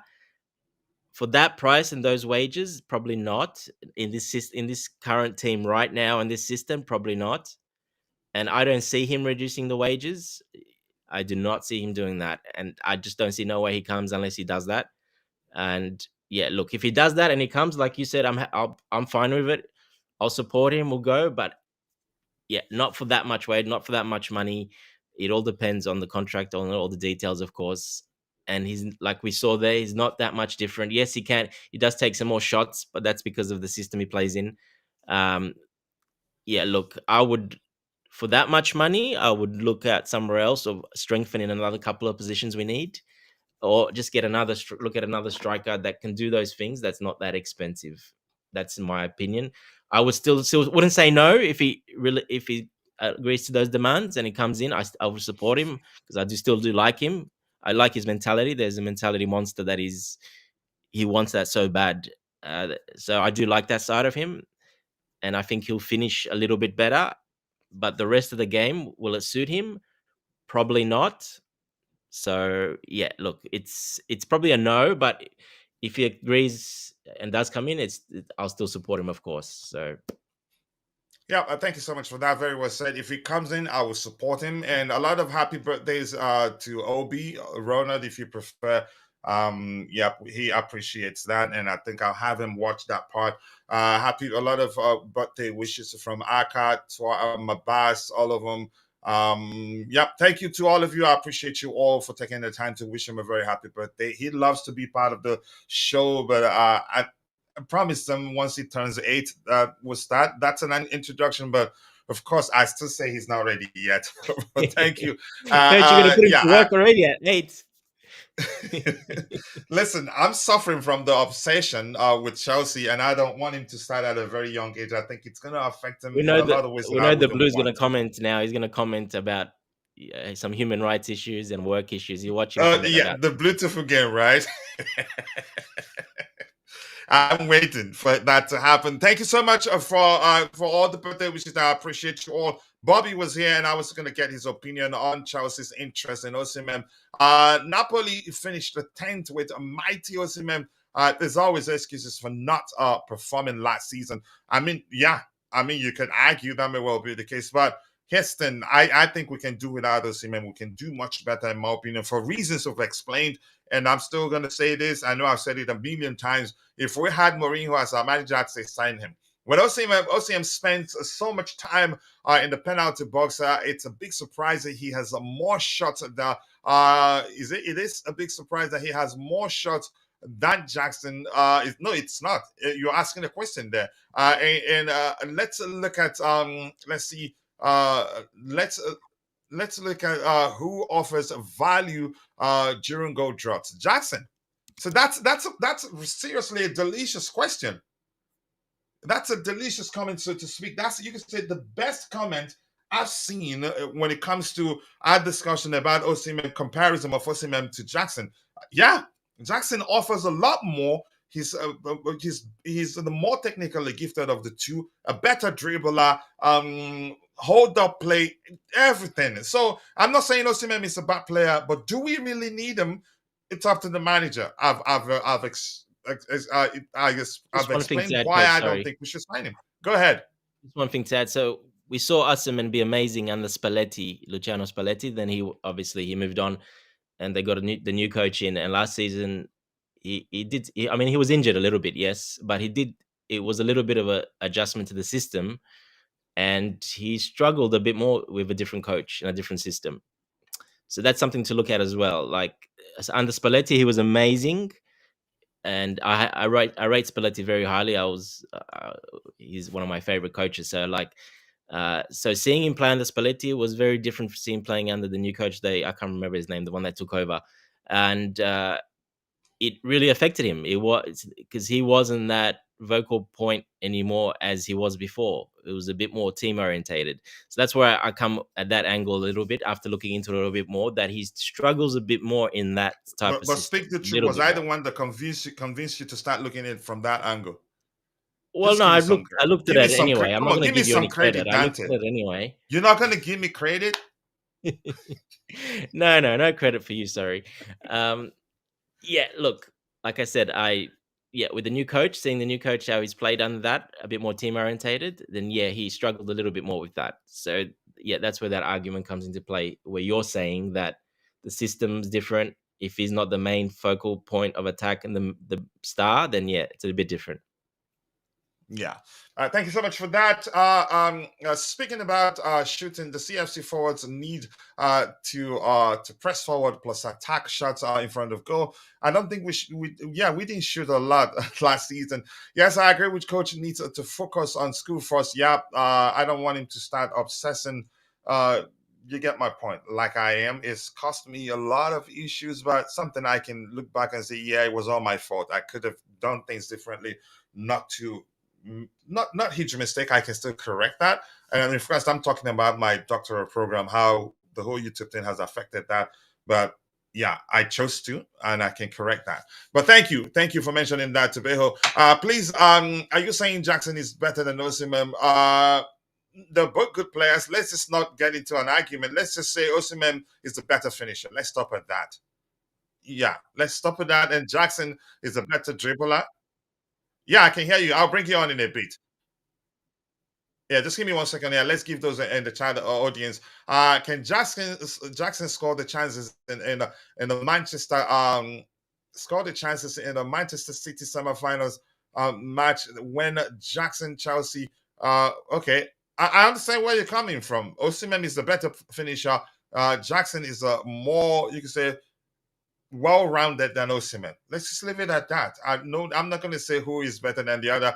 Me and Obi will be in the same team scoring goals. I hope that happens. But let me just leave it at that. I don't want to go to hell. Fact, bro, Victor Osimhen will score those goals. Yeah. But when the goals aren't coming, he will practically be useless for the team. Yep. Osimhen's injury record is also an issue, and we haven't talked about that since we started the show, and it's something we shouldn't overlook. Yeah, Roman AFC didn't care about player wages if it benefited the team. Yeah, he got the players. We've been brought down to a small club mentality. It's not really about the small club mentality. If anything, the owners, they've proven they don't fear to spend, but there are restrictions in place.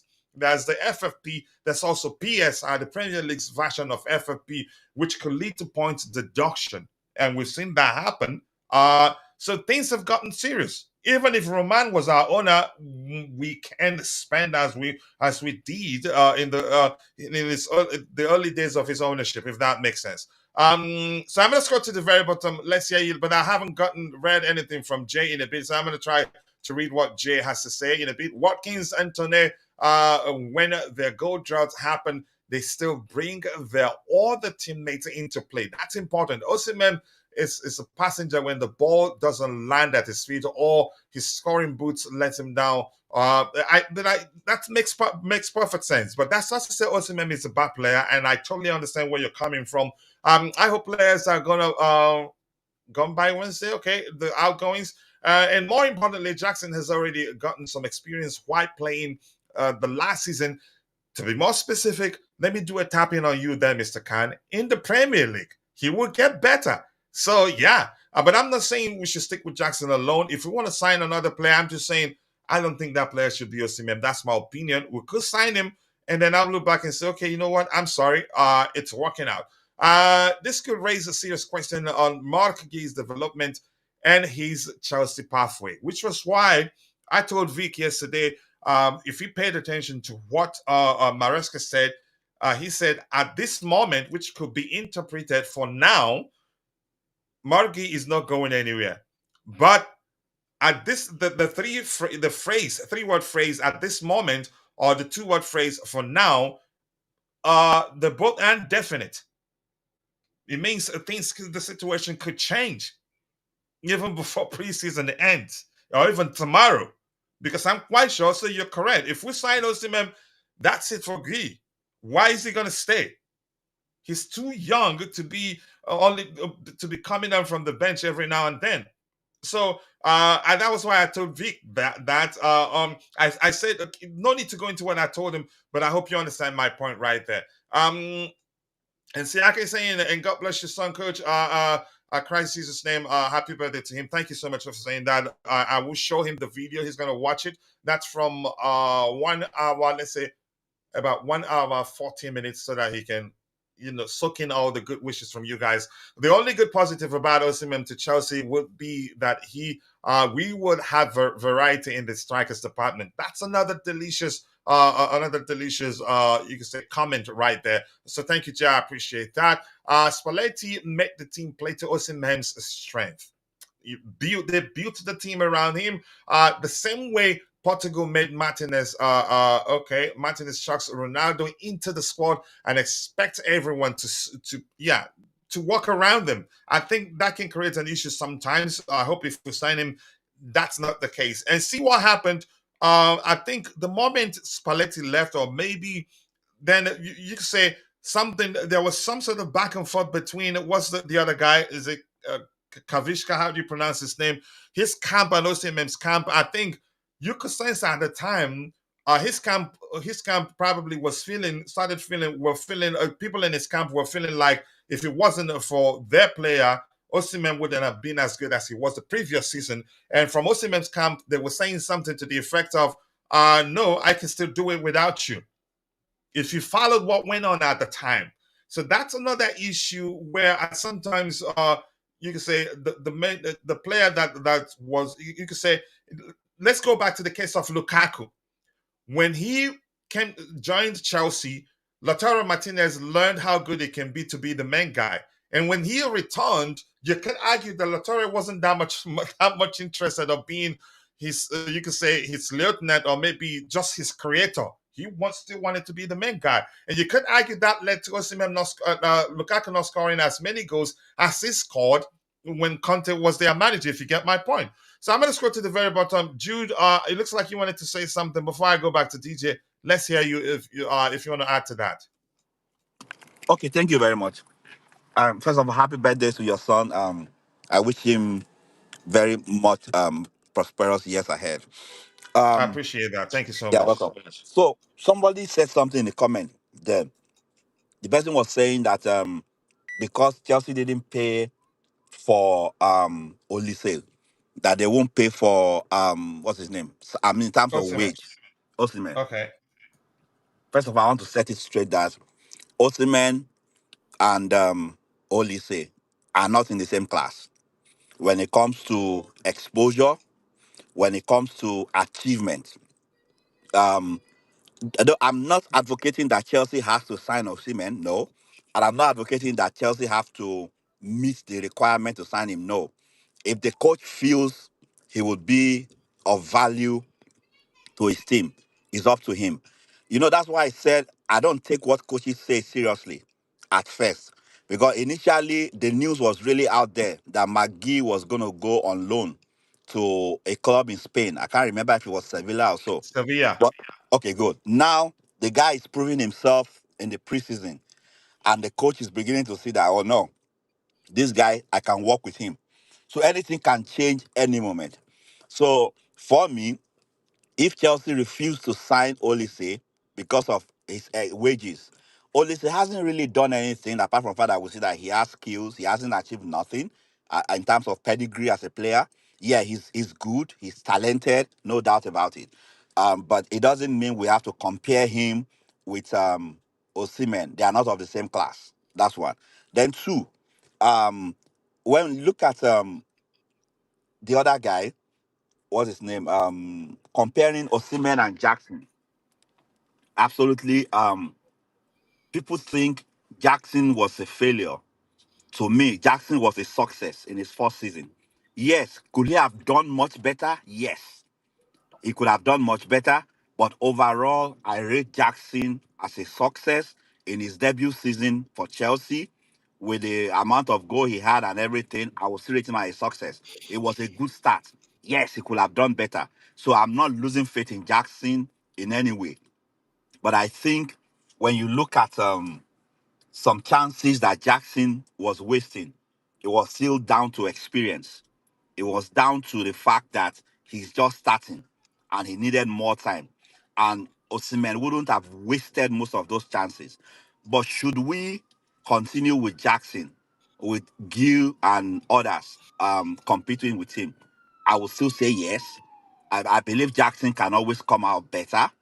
Yeah, maybe he needs to still grow up a little bit because he pays attention to some things that distract him. For example, you pay too much attention to people that criticizes you. As a player, I think you don't really need that. Just put your head down and keep working. And those are the reasons why sometimes he gets so overzealous and concedes some stupid yellow cards, like throwing off his shirt or taking off his shirt when he doesn't need to, or going to meet the crowd and making some kind of jest and all. You don't need all those things. So he needs to outgrow those things. But I think going into the season, if the coach feels he wants Osimhen, I think he will also be of great value. Can McGee carry the burden of being a consistent player at the age of 18? I would say no. If And he's you able, could say the same. You could say where that you could, yeah, you could compare that to the possibility of Osimhen succeeding in the Premier League, because the risk is still there. But go ahead. yeah, you have that point too. But McGee is a young guy. I don't think he's that guy that he too still needs to grow. No matter how good he looks, we haven't even started the league yet. We are still on preseason. But I think he's too young for us to want to put that burden on his shoulder. Not everybody is going to come like what's this English guy? Our best player, Palmer. Yeah, Cole. Yeah. Not yeah, not everybody is gonna be like Cole Palmer. Cole Palmer is just a rare gem in his own because Cole Palmer was actually still too young for what he did for Chelsea last season to carry the team on his shoulders. He was still too young, but not every young guy is gonna be like that. Not everybody. So I think I don't want to put any too much burden on McGee for now. He's a talent. I want him to have space for maybe some few mistakes and still grow, but I don't want to put too much expectation on him. And a lot of players are still going to leave Chelsea. I hope they get somewhere for Broja and to create more space. But if the coach feels he needs Osimhen, I wouldn't see him as a bad buy. Then what you talked about Kante talked sorry Dante talked about Wow, you were taking notes. Dante You were talked about taking notes. Dante Go talked ahead. about Osimhen not doing so well at the later part of the season. Yeah, I want to say that the entire when they changed the coach, the entire team wasn't doing well. Like it's not just about Osimhen. The entire team was not doing well. Everybody was poor. The entire team was poor. So it wasn't just about the Osimhen. The entire team was poor. That's just my response to that. Thank you. Yeah, I mean, it's good to know you were taking notes. Next time when I debate with you, I'm going to speak carefully. You don't miss a thing. I think I knew you were here for a fight today. And Kofi Kai Dancer is saying we can sign Osimhen and move Starling to the right with Nani the shift Jackson to the left wing with Mudryk and Mark Gee. It can shadow Osimhen up front. You don't use again. Mark Gee should be playing. He's just 18. If he doesn't play, that was tight for his development.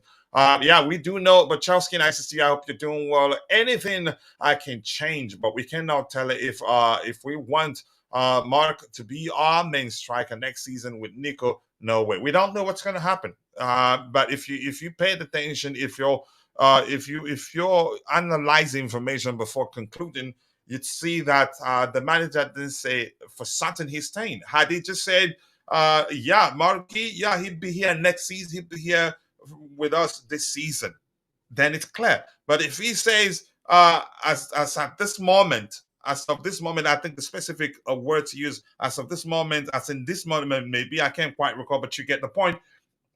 Mark Gee stays. So that's not definite, in my opinion. So yeah, good point right there. I appreciate you. I like Jackson. Drogba had a similar returns on his debut. He actually surpassed the Drogba's record.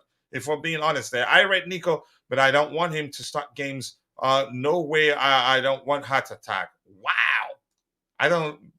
Trevoh, Osimhen isn't immune to red cards. Let's not critique Jackson for the same issue.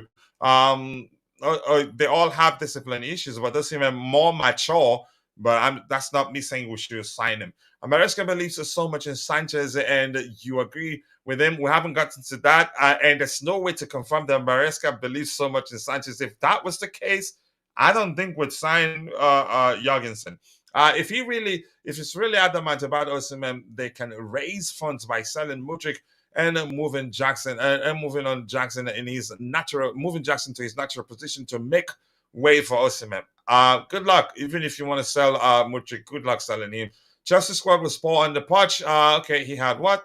Had Palmer carry the team. Okay, let's see. Let's hear from people. Top 5 for Chelsea legends and tell us how many amongst them got the ground running in their first year, how many goals, assists, and performances.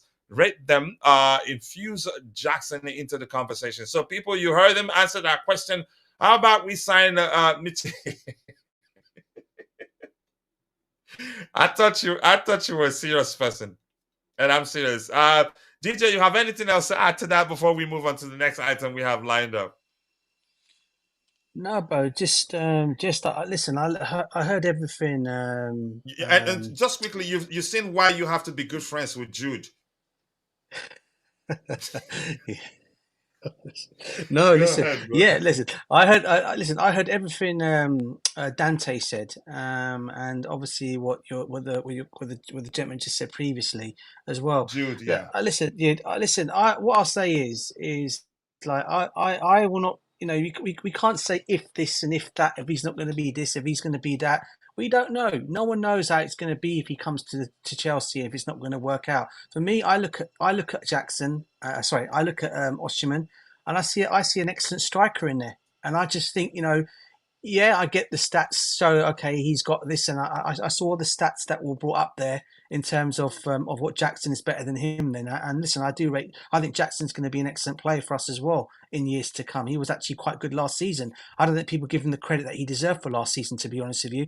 I mean, to pass Didier Drogba's record, a legend of the football club's record in his first season, says everything about that player. Next season, I think he gets better, but he needs help up there. Like I said it already, you need players that can also chip in. And if you get in a player like a Osimhen and he's going to finish the chances that say Jackson couldn't finish, I don't see why it could not help Chelsea down the long run. We shouldn't be thinking negatively, thinking he's going to come to Chelsea, it's not going to work out. I hate, comments of I hate to tell you so, but this is the situation. We don't know. I remember when people were doubting Didier Drogba when he first came to Chelsea. People didn't know nothing. People were going on about this guy, and what a season he had in Marseille before we signed him, right? And people said, is he going to be able to do it in the Premiership? Yeah, he had a bad start to the first start of the season at Chelsea, but then after that, we all know what happened with Drogba after that, because he had the players around him. Not only did he obviously score the goals himself, but he had the players around him, and I think we do have the players around Osimhen to finish those goals. And I've mentioned them already in Cole Palmer. I think Nkunku is another one that can provide. I mean, I saw a bit of Sterling the other night, even though I've not rated some of his game all of last season, but we know when he's on song, he can pass the passes in. Mudryk, again, is another player that can pass those passes. Madueke, there's all these players that can come and I'm provide. sorry, but you were seriously sounding like a commentator right there. I'm gonna go No. rewind that and watch it back later. No, it was good. I'm just saying, bro. All I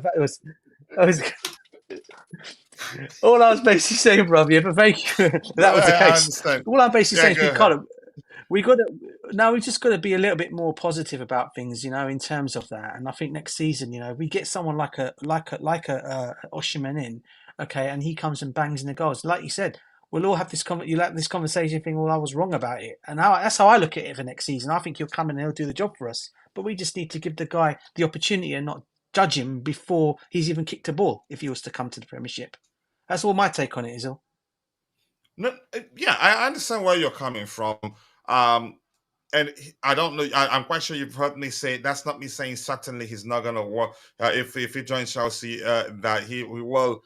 That he's gonna fail. No, I have concerns. My points are merely you could say reflective of my concerns. Not that I'm saying definitely he's gonna fail, or reflective of what I see as the risks that we will have to deal with if we sign him. It's just my opinion. Chances are he comes in. Maresca said, "To heck with possession-based football. I want to win." Next season, maybe we'll start. Well, yeah, it's a possibility. Managers do that. Thomas Tuchel succeeded at Chelsea because he put aside his preferred approach and went with a three at the back approach that he had. From me, since I knew him, didn't do that much, in my opinion. But he had to he didn't want to change too much after we played the sort of football we play. Who was it? He took over from Frank Lampard, right? He didn't want to change too much. He want to stick with what has worked with the players we had at the time. He knew them well enough to know, okay, I have to go with this approach to get the best out of them. So it's up to the manager. We'll find out. And we'll get to that. We get to comparing the players, but right now we're not comparing them. And did I miss something more likes to see jingles? Let's see, what do we have here? Jude, I'm looking for the link to Jude's YouTube channel. Did he show? Is it jingles or did he miss it? So I've seen this one. This says Maresca said that the team would concede a lot of goals. He knows this because of his sideline and probably will. I don't know how he plans to deal with it. We'll find out. And once he is in EPL, what's left to judge? You have to leave with him, and support him. For me, Osimhen is a one-season wonder. I don't see him scoring over 30 goals a season again, especially where he be part of where he be part of an approach that's not familiar to, in my opinion. But I wouldn't agree that he's a one-season wonder. If Maresca concedes, we will concede. Okay, that we will concede goals. And speaks highly about Sanchez's ability with the ball at his feet at the back, then we're doomed. Okay, we'll see. Let's see what happens. I don't know. Dante, are you there? Anything else you want to say? I don't see. Where's the command? Yeah, coach. Yeah, go No, ahead. look, that's about it. We also got to take into consideration his price, his wages, but his price as well. Is that gonna affect us for the next transfer window? Do we have that much money? So there's a lot of other narratives you can look at. If we pay 70 million for him now and add Lukaku, whatever, is that going to affect us being able to spend next transfer window? Where are we with that? So look, there's a lot of narratives you can go into, look at if he's worth, if he's not. I just think there's a lot more negatives than positives. It's a much higher risk of paying someone that much, spending that much on to what you're gonna get. I think it's quite a high risk. Um, it doesn't mean it doesn't work. I'd love it to work if it comes. Like I said, I'll back him and I hope it works. But I'm just saying it's a much higher risk, and there's a lot of other factors financially wise as well that can come into play. Yeah, our ability to sign someone else, or yeah, there's a lot of other financial stuff as well. So yeah, that's pretty much it on it. I'm pretty much done with Osimhen. But like I said at the start of the window, this Osimhen thing is going to drag on to the end of the window. And he could still end up joining Chelsea. You know. Yeah.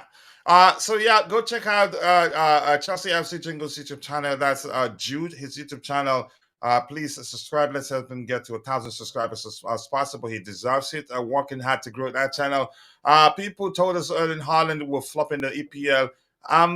No. I think a lot of people thought so, but I knew if Pep had the you can say audacity or maybe the courage to say sign him, he decided to make an adjustment to accommodate him. Let's see. Please like and subscribe. Let's help him get to 1,000 subscribers as soon as possible. Shanks is saying, Coach, did you see Sanchez is yelling at Fofana to track the defender for the second goal, and Fofana completely ignoring him? Probably, maybe didn't hear him, or maybe was solely focused on what he had in mind to do at the time. Fofana, for me, I knew he wasn't going to start the season. There's a good player in there, but it will take a while to get him back to the level I know with all he was before we signed him. And we got into PSI issues with Enzo and Casado deals. Stay away from Osimhen's deal. Watkins, Tone, or else just stick with Marky, Nkunku, and Jackson rotating. And I'll take that anytime, any day, because I understand we just cannot be throwing money again at our problems and not compound our situation. PSG signed a striker, yet they have at least you could say 3 hybrid strikers, which I know Luis Enrique prefers to work with. Rumors are the only reason they'd seriously push for Osimhen would be if they lose one of the strikers, and it doesn't look like any of them are leaving. I said I want Erling Haaland over Lukaku, and we really flopped. Yep. A lot of Chelsea fans wanted that. Nico Williams is still on the table too. Really? Marina and Chelsea scout messed up. Wow. Okay. His feet is playing, but he needs a lot of again games to get to that level. PSG have invested around 150 million last year on Kolo Muani, Gonzalo Ramos. I think there's one more name they have there that's can count. You can say that qualifies as a hybrid striker. But that's by the way. Let's move on to the next item we have lined up here, and this year says I wanted Ronaldo over Romelu Lukaku. Okay. Let's see, what else do we have here? We have this one. Give me 1 second. It went blank. Caleb Wiley is expected to be an immediate starter for Strasbourg in 2024-2025 season, working with new head coach Liam Rossino. I have to pronounce his last name correctly, and the coaching staff that will be heavily focused on player development. Good plan right there. The next item we have lined up here, sorry, went black a bit. Romelu Lukaku traveling back to Chelsea today to train with those not in US tour. I hope he doesn't have access to the dressing room. I just hope so. What else do we have here? Okay, there you go. Give me 1 second here. Enzo Fernandez has apologized, but there are no signs his 6 French teammates have accepted the 23-year-old's expression of remorse. This is absolute nonsense. I'm not blaming Vic. Vic is quoting an outlet there, The Athletic. For What me, this signs? is absolute horse dung, in my opinion. He's apologized. He's met his teammates face to face, and I'm quite sure apologized again face to face. What are we still looking for? Nothing. And these guys will move on like this. They're teammates. And I'm quite sure the club understands that just saying I'm sorry in front of his teammates wouldn't be enough. I think they would talk with them. Probably how you settle this sort of issue, you get them to shake hands and hug because they're teammates. If they don't, then the issue will linger. You can't just say because he's apologized, it's gone. But what else are we looking for here? What sort of expression do maybe do a video call with them one by one to confirm whether they've accepted his apology? This is absolute nonsense. I think they wanted to go on as much as possible so that they'd have something to talk about. But DJ, I hear you. What do you make of this report? It doesn't make sense to me. Yeah, but it's a what do you call it? It's a tough one to call, Kachira. This is because obviously we all know what happened after they won the Copa America. We all know the song that was sang, and I can understand why some players would still feel the way they are feeling. I mean, in that position, I mean, it's a tough one to call on it, and I can understand why they're probably And finding it even difficult. if they do, should it be our business? We should move on from it. Yeah, You could say the good thing is that we're in the process of solving the issue. But go ahead. yeah. I just think there's, I just think a lot of they say he should have had more action done to him. It's not just about an apology and a fine. You get away with it, and that's it. I think a lot of it comes down to the fact that maybe he should have, he should maybe be banned for a couple of games until he's learnt his lesson. He needs to go on a course about what it's all about, not to be racist and what that basically means. He needs to be taught all this, for me personally, right? And then, so he won't say it again now. But when you hear that more or less, I think was it the Prime Minister or President, the lady coming out and saying a couple of weeks ago, Yeah, that I for think me, I think FIFA will handle that. Go ahead. but that for me is not how you handle a situation like this. You don't condone this and say, oh, I have no issues with Enzo for singing that song. That's not the kind of thing you should be putting out there. You should be actually showing the people out and telling people, educating the people out there and in your country that this is not where we want to be, because they'll have a reputation. And when that starts happening, it's just going to be chaos all around. So for me, look, it's not just Enzo. A lot of those players that sang on that bus are the ones that they all need to be punished in their own little way. Okay, I think they will. I don't think if Enzo faces any measure of punishment, I think they all will. And listen, you know how much I rate Enzo Fernandez. You know how much I like him as a player. Okay, I think I've been on this guy's side all of last season when all other fans are coming at him. And I like his football ability. I think there's a great player in him. I think he's an excellent player. I think he'll have a good season this season. But what he's gone and done, I don't agree with. I don't condone that kind of thing. And for me, look, if the club can take some kind of an action and show, look, this is what's going to happen to you. It's not just about a fine and you walk away. They fine him, they ban him for some games maybe, and then he comes back into the fray afterwards. Let him go on this course that is, to understand what it's like not to be that way. Then you can understand all that, then you can say, yeah, the club are actually doing something about it. And I really hope they do take the right measures on him. Because as I said, when he does come back and everything does get, well, he's obviously back. Eventually, obviously, the players, hope the players around will find a way of accepting his apology, and then we can move on from it. But in the meantime, some kind of situation does have to happen.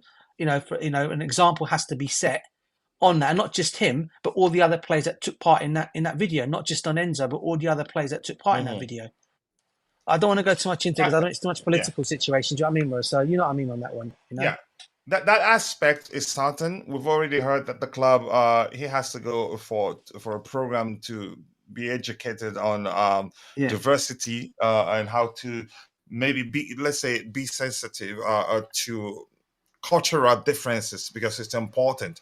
My point is, why are the Athletic, the writer, why are they paying attention by saying, but there are no signals his teammates, his French teammates have accepted the 23-year-old's apology? I think it's irrelevant, in my opinion. The other aspect you mentioned, there needs to be maybe. We've heard he's going to face some measure of punishment, and if that happens, every other person on that bus will. And for 100%, given what, Argentine vice president, I think I'm not going to talk about them. They will get themselves into trouble in the hands of FIFA, because there's some sort of nonsense if they say it. If the French FA pushes, you can say, shows disapproval of it and talks about it a lot, then FIFA would take it on. And we heard that FIFA, they're actually investigating the situation. So let's leave it at that. I just wanted us to Yeah. say, I don't think we should be talking about whether they've accepted his apologies or not. I think it's just them. They just want to talk about it, and probably looked at the situation and was like, okay, he's apologized publicly. He's apologized to them face to face. Now, geez, what are we going to talk about now? I think maybe it makes sense to say, yeah, he's apologized, but it doesn't look like they've accepted his apology. What do you want to see? Give him a video call and find out if that's that important to hear my opinion. Dante, I don't know if you have anything to add to this, or should we move on? Go ahead to the part where we start comparing the two goalkeepers. Yeah, no, coach, we can move on. I'm over it, really, to be honest. And these content creators should also cool down a bit and let it cool down, not just bring out statements like this and can drag it on continuously. So yeah, it's just unnecessary mentioning whether they forgive him or not. They want to cancel him. Yeah, let's see what happens. But that's not to that's not to say that what he did was right. But you get my opinion. I'm just concerned. This part of this, I think this just doesn't make sense. Why are you? Why? How would you know? You're never gonna know. So just move. Don't talk about it. And everyone involved, if found guilty, they will you can say they will all face some measure of punishment. But we're seeing things from our own players' perspective, if that makes sense. Let's see what else we have here. We cannot ban Enzo. It's not up to us. It's not about us. It's about the FA and FIFA. But what I'm going to leave it at is that if he faces any measure of punishment, the rest will definitely. Let's see what else we have here. Maybe the butcher maybe they butcher Guy's name together, and that will mend their relationship. That's a good one too. This says it, we played better without Enzo in the team at the end of the season. Okay. A lot of people believe that was the case. More likes, people, more likes, 52 likes, and we are 2 hours, 70 minutes into the show. 58 people watching, 25 for those on YouTube, the rest on X. We appreciate you all. Let's move on. Coach, you said we should follow a channel of a person that has what? That has a Chelsea channel that is part of our community. Yeah, I always say that. Yeah, all of them in the chat. Follow Trevoh's YouTube channel. Go subscribe. Let's help him grow. Follow Chelsea FC Jingles. All of them. Yep, follow them. Let's help them grow. They have a command that they know how to trigger. People go and subscribe to Trevoh's YouTube channel. Let's help him get to 1,000 subscribers as soon as possible. He's doing well. He continues to grow. Just join anyone else worried about Chelsea after the preseason. No. We have how many preseason games? How many in total? And we've just played the 2 of them. And the purpose of preseason allows the manager the independence to experiment, to try out pairings like defensive pairings, try out whatever he wants to do during the course of the season proper. Preseason is when he has the luxury to do that and not risk a lot. But I'm going to say this: you don't want to lose too many games because the players' confidence is at stake. You see it from a manager's perspective. To you, it's not much of an issue because when you lose games and when you see problems, then during preseason games you observe issues, you correct them and learn from them. But at the same time, you don't want to lose too many games and then allow the players' confidence to take a hit. It becomes an issue. Tosin and Colwell needs to be at the back. We're not discussing that now. Okay, anything else? Cool. Again, my panic is we are restarting all over again. Hopefully not the case. I'm not too concerned, really. I think the manager should be smart not to risk too much. And he's saying I learned something important during his post-game press after that 4-1 loss to Celtic, where he was asked was if he was the one, something to that effect, that asked what's his name, Robert Sanchez, to put the ball forward on that, like he did on many occasions, maybe in that particular game. He said, yeah, because the risk was there because they were pressing us. That showed me that, yeah, he's open to changing things around a bit to do well. He's not bent on using a particular approach without being a bit pragmatic, not to you said get into a lot of trouble, if that makes sense. I want to see Cowell. Let's see, we'll get to that. Fofana, this is see Badia Sheila all poor during preseason. It's not over yet, just 2 games. I don't think we've played 50% of the games we have scheduled for this preseason. I would love us to have signed Kefiori, though. Looks a great player. Okay, let's see. I never wish on a player being injured, but the Sissi is recovering from hernia. Yeah, I didn't know he was not. He had one until of late. I saw Enzo Maresca out after Celtic match. Wow, yes, and some fans are doing it. You could say for clicks. That's how I see it. But despite anybody else want to talk about this, but I think we should just move on and let's go for this one here. This needs to come down. I think so. And this guy here needs to come down too. Sorry guys, give me 1 second. Let me fix something here. I was looking which of them. I think this window. Is it this one? Okay, let me find them. Is this correct? Okay, that's correct. So we're going to start comparing Philip Jorgensen and Robert Sanchez to see, because the difference here, we're not using a spider chart. Here I would see volume, for instance, volume of passes, number of games and all that. But that's, by the way, Dante, I don't know if you want to start or you want us to compare them first, or as we're comparing them, if you observe something you want to talk about, you go ahead. What do you want us to do? Can't really see them too well, coach, because you're covering them with all they're a bit covered with the icons, so we can't really see them too well. Okay, let's do Maybe like just this. change the Maybe outlay, change it a bit. maybe this one. I don't know. I don't think this works. This one will not work. It will be tinier. Can you see it like this? That's too small, right? So we'd have to go with this, and as to screw up people's. I think this is better. This this one, right? So which one were you saying?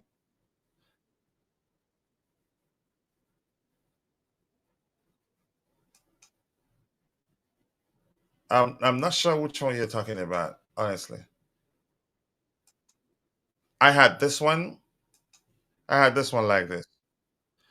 Okay. So maybe we'll scroll up for you to. So maybe here's how that's gonna help. I'm gonna do this. Okay, like this. But let me see what Jay is saying here. He's saying Coach Deech data MB. No, it doesn't show volume, like volume of passes and all that, so that you can say make more sense of it than just showing the final product. Somebody could just play a single game and have 98% pass accuracy, while the other person plays like 100 game and have 76. I think, yeah, the volume of games played should be considered, if you get my point here. So I'm going to leave this out so that way you can see the rating here is 7.26 for Philip Jorgensen, 7.14 for Robert Sanchez, 69% save percentage for Jorgensen, and 68% save percentage for Robert Sanchez. The difference is, wow, 1%, not bad. But here's the thing, Jorgensen, I'm not shocked. He finished the season as with the top saves in La Liga. Goals conceded per game, 1.69 conceded per 90 minutes for Sanchez, 1.38. So he conceded a lot more.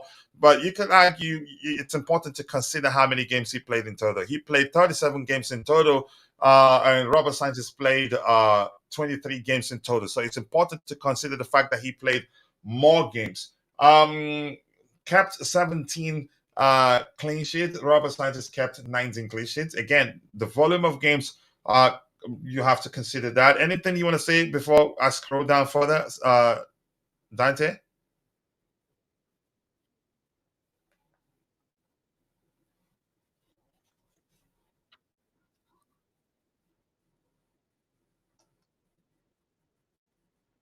Yeah, it's important. You said the ratio of save to the volume of games, that's very important. Like I said, somebody could have just played, a goalkeeper could have played just a single game and didn't consider any. Yeah. Let's see. What else we have here? This talks about detailed stats, general 36 games in total, minutes, 16 games in total for Sanchez. Minutes played at 3,000 plus. For Sanchez, 1,000 plus. So yeah, he played a lot more. Matches started 36 out of 36. Wow.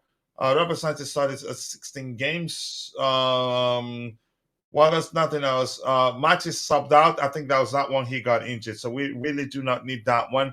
So let's go to goalkeeping stats. As I read them out, Dante, if you see anything you want to elaborate on, you let me know. Shots faced, as you can see, the volume is important.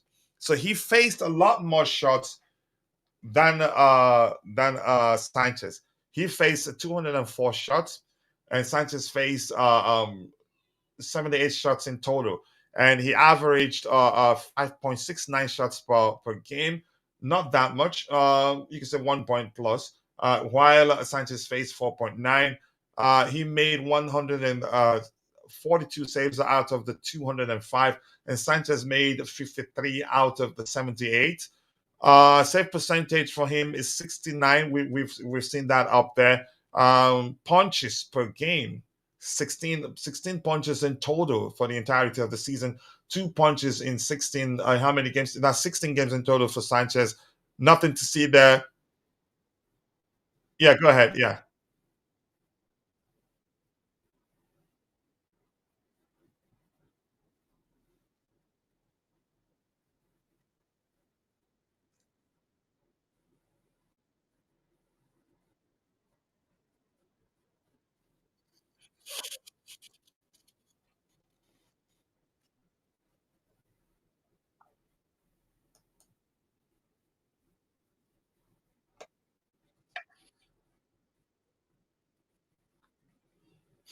Yep, thank you for elaborating on that. Defensive stats, should we look at this department or maybe move forward? It has something like goals conceded, minutes per goals conceded, tackles, ground duels won, dribbled pass. I think we should. Hmm. Hmm.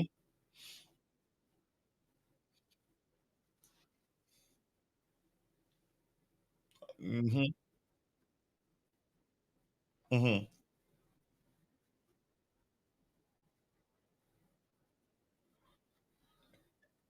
And zero for Sanchez. Mhm. Okay, let's go to discipline. I think we did talk about this on Tebo's YouTube channel.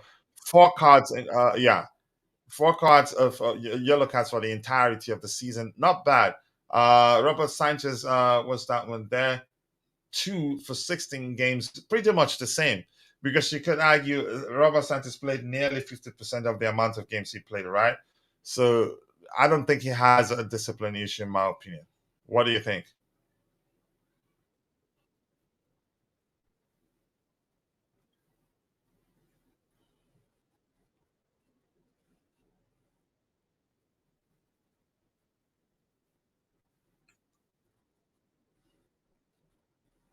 Yeah.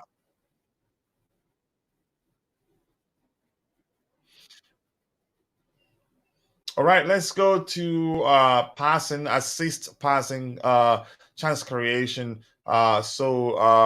Expected assist from him. Wow, 1.55. That's excellent. Expected assist from Sanchez is 0.79. Total passes for him is 1,117. Sanchez 513. Okay, a successful pass is 873 out of 1,117. Sanchez 400. Go ahead. Were you saying something?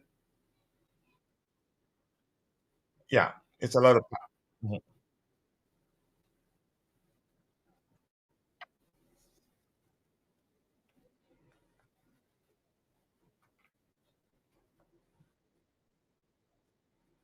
The volume. Yeah, that's why we said the volume is important.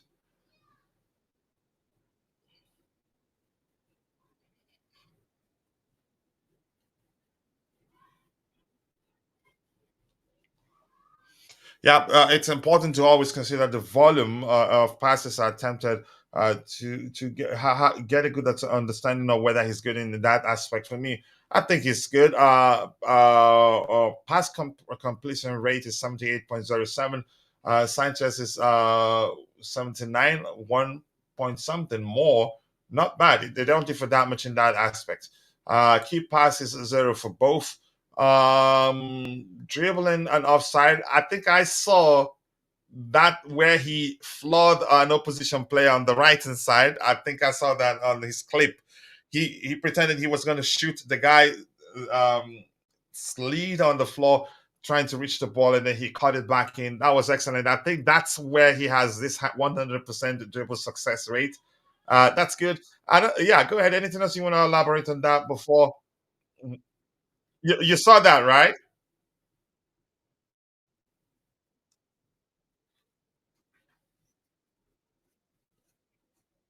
Mhm.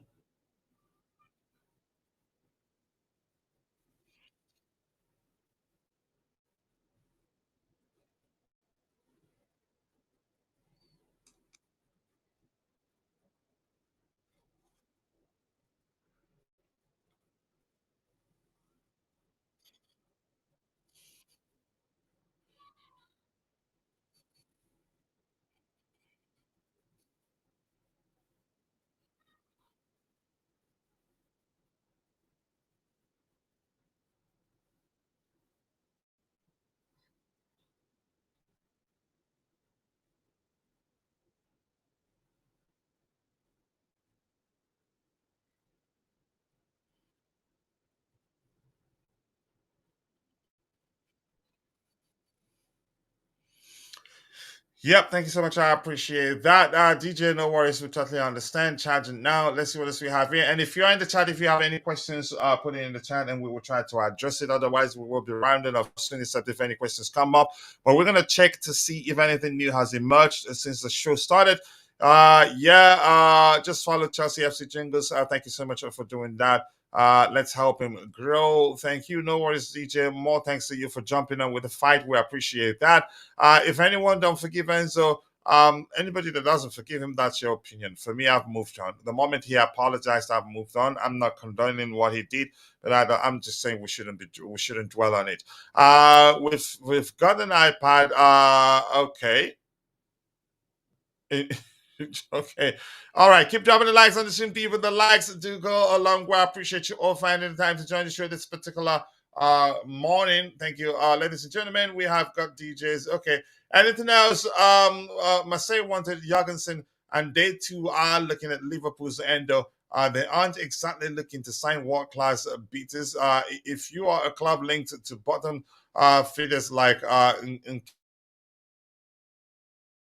Keita, wow, that's that's some comment.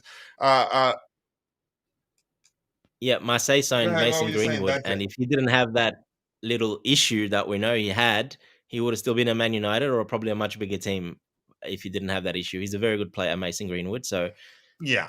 look, they're still signing pretty good players. It's not that bad. So yeah. Yeah, and the truth is you can say that issue a huge baggage that he can drop off easily. It would take a while.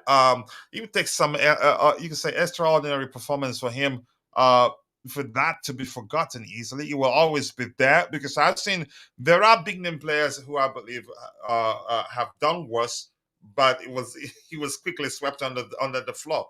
But I don't know whether he was guilty. They say he's been exonerated. Whether that's truly the case, I don't know. It tells you a lot, Coach. As Manchester United moved him away, and they would have brought him back if there was no other, if it was 100%. So another English team would have bought him as well because he's very highly touted and he's very talented. As he's done very well in Spain as well. But yeah, that's why he's never nobody going to wants be the at a baggage. big team. Yep. Yeah, unfortunately. So it is what it is. Jude, I don't know if you're still there, Jude. Is he still there? You can take someone else. I'll be back in 10 minutes. Oh, okay. Yeah, if you're in the chat, if you have any questions to drop in, and we'll try to address it. I'm gonna check if anything new has emerged since the show started. I'm quite sure that's probably most likely the case, but let's go back to we're not gonna start going through all the items we've discussed already. Let's see. I'm gonna go to Vince's page. Sorry about that, people. Apologies. Strasbourg are close to sealing the deal with FC Porto for Gonzalo. Another Gonzalo. Gonzalo is a Borges. I don't know him. Something else here. That's Vix's opinion. I don't want to be Vince's opinion. I don't want to be reading his opinion. And here, Josh Archibald speaks. Josh Archibald is saying, I have spoken to Enzo Maresca. He's been really helpful and supportive. He said, if I ever have any questions, to just ask him and be open. As a coach, he's really detailed and precise. He wants us to play a certain way. I really like it as a person. Archibald again saying, seeing where is James. This is important to me. Now, here's where I like this particular aspect of this. Archibald saying here, Josh Archibald saying, seeing where is James has come from through the academy, like me and Tariq George, to now being captain of Chelsea is inspiring. He understands what we are doing. He Okay, he understands what we're doing, but here's where I'm going to focus. People that were saying that the Cobham is finished, that no kid would want to join Chelsea and all that, that even those at the club would want to leave. I think it depends. If you really want to represent Chelsea, you'd be patient, and you'd look at Reece James, you'd look at Levi Colwell, and realize, yeah, if you do well enough, you have a place. It's simply to me that is just what it is. But people, because certain players were sold, or because certain players left, they think, yeah, that's it. Cobham is dead. Dante, let's hear your opinion on that. Exactly, coach. People tend to forget when John Terry was playing, he was our only academy player playing in the team for a very long time. So after that, we started, and especially now, we've been adding a lot more coming through the ranks. Yeah, like exactly these two, Josh Achampong, Tariq George, and there's probably another 3 or 4 from the academy that have probably as good as these two. They just haven't got the opportunity yet, or are going out on loan, etc. So look, there's a lot of academy players coming through. It's another really good generation coming through.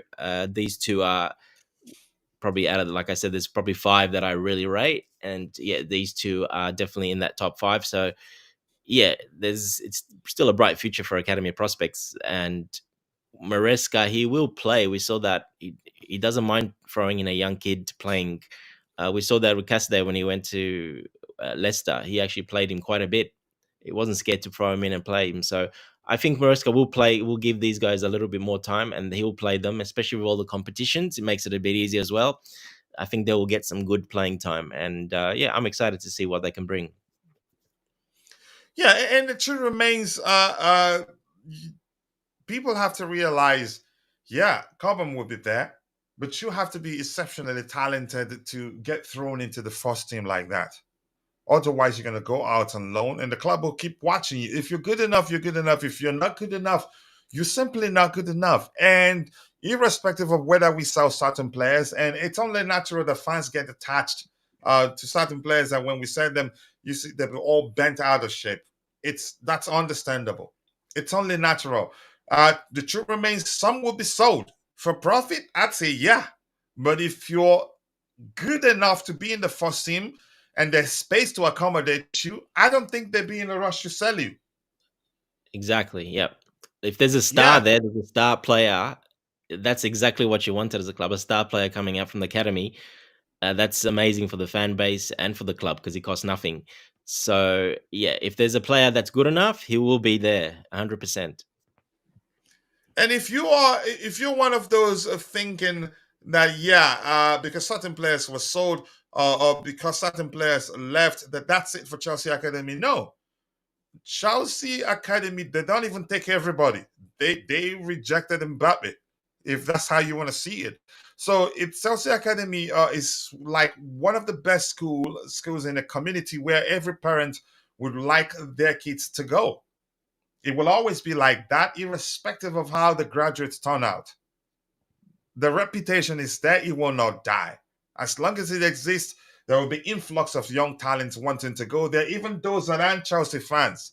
But they know that's where probably they'd go. Even if they end up not playing for Chelsea, there won't be shortage of clubs looking to sign them, if that makes sense. So the Chelsea Academy will never fail. It will always be big and one of the best around, and there will always be influx of talent, if that makes sense. It's still Manchester United material, but for him to just surrender to Marseille, this smells of Tammy's move to Roma. I'm not sure what to make of it. I know he's a good player there, and no need to talk about what he's done. It won't be easy for him to overcome that, unfortunately. Let's see what else we have here. Achimong's story reminds me of Miazga's route out of Chelsea, route out of Chelsea, maybe. Is Miazga, was he that good? I liked him, but I didn't think he was that good. I don't think he was ready for that for our first team. Who was it that gave him opportunity? I think it was against what was that team that has a duck as their in their logo? A duck? I Swansea. don't know. Swansea. It Oh, was Swansea, Swansea. right? That's not a duck, coach. A swan, yeah, a swan, Swan, not a yeah. duck. He gave him his debut against. He started against Swansea, but he made a mistake that led to us conceding, I think, and it was Gusidink at the time was interim manager as usual. Maybe for the 100th time at the time, he took him off, and that was it. No, he Nobody, wasn't that good, nobody coach. saw. He wasn't Sorry. that good. He was never gonna make it at Chelsea. He was never good Yeah. enough to make it at Chelsea. I maybe because I'm being biased because because he's an American. Could you like these Chelsea owners are not into football? If they are into football, then why did they buy Chelsea? Then I don't understand. Okay.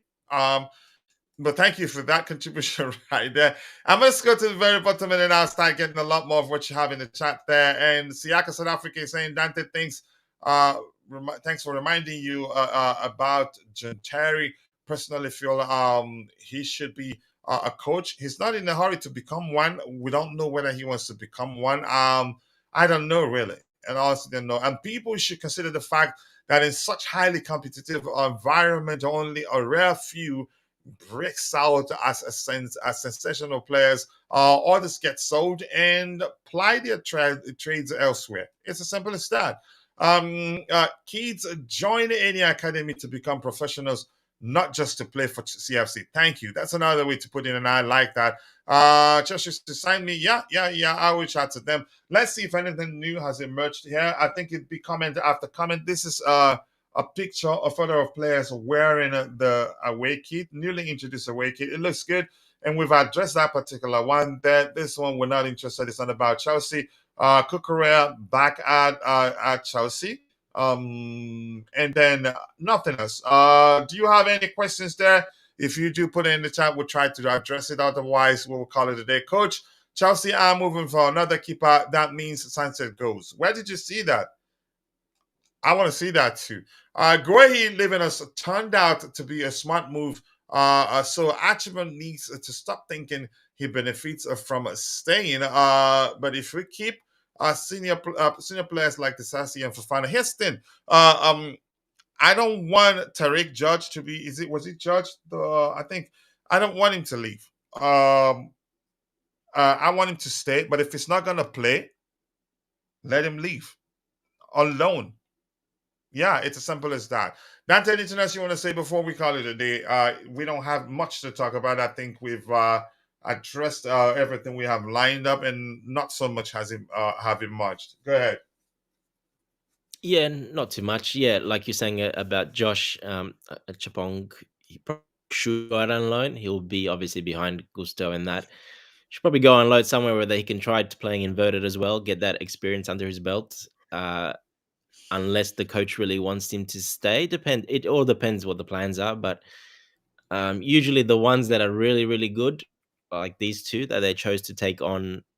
They usually like them to stay with the team and just learn and travel with the team everywhere, and to get them into that routine of everyday professional football where you got to do everything correct, eating, the exercise, traveling, sleeping, the whole thing, to get them into that rhythm, to see how they go with that. People do forget that there's a part of that in football as well. People just look at the player and to play on the field and the result and how good he is. And there's so much more behind the scenes that happens that's involved in professional football. The players these days have to be good at they have to be good at sleeping, diet. That there's so much they have to do to be top. Even if they can have all the talents in the world these days, it doesn't matter. If they can't do the other stuff to be a professional, they don't get very far.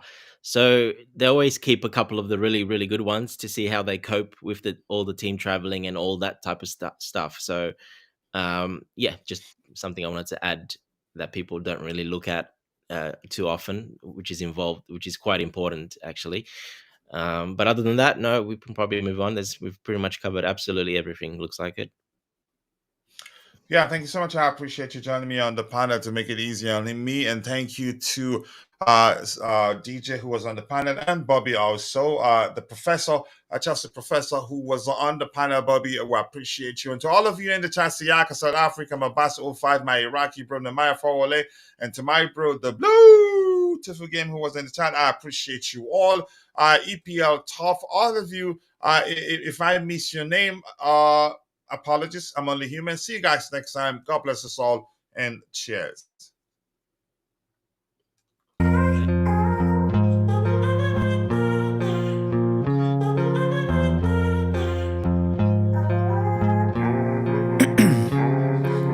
Ice in my veins, I've been driving this train.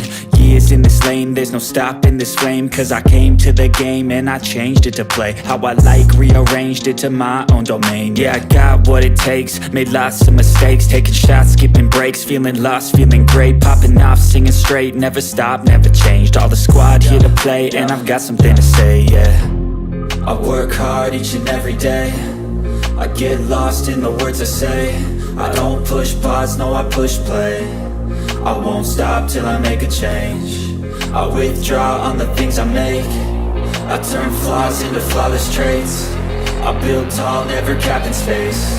I won't stop till I hear him say, oh, oh, la, la, la, la, la, la, la, la, la, la, la, la.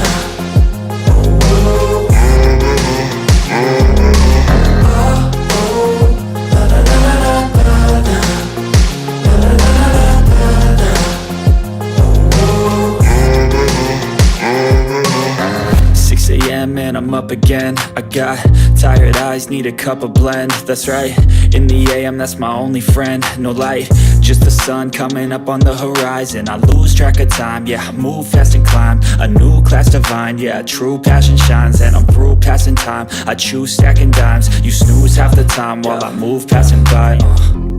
I work hard each and every day, I get lost in the words I say. I don't push pause, no, I push play. I won't stop till I make a change. I withdraw on the things I make. I turn flaws into flawless traits. I build tall, never capped in space. I won't stop till I hear him say, oh, oh, la, la, la, la, la, la, la, la, la, la, la, la.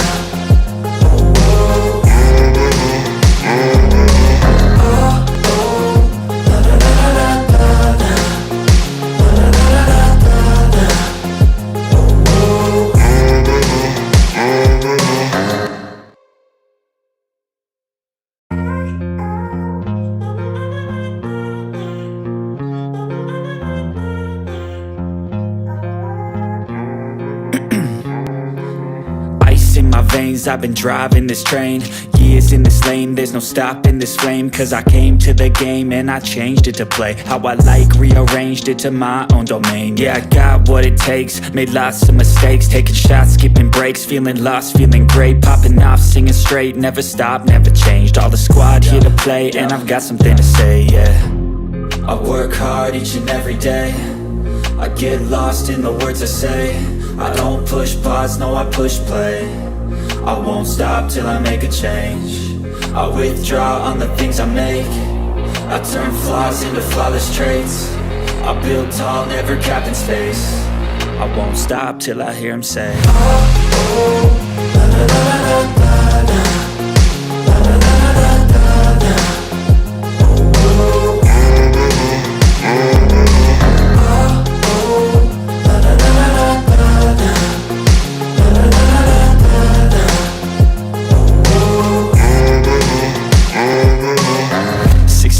and I'm up again. I got tired eyes, need a cup of blend. That's right, in the AM, that's my only friend. No light, just the sun coming up on the horizon. I lose track of time, yeah, I move fast and climb a new class divine, yeah, true passion shines. And I'm through passing time, I choose stacking dimes. You snooze half the time while I move passing by.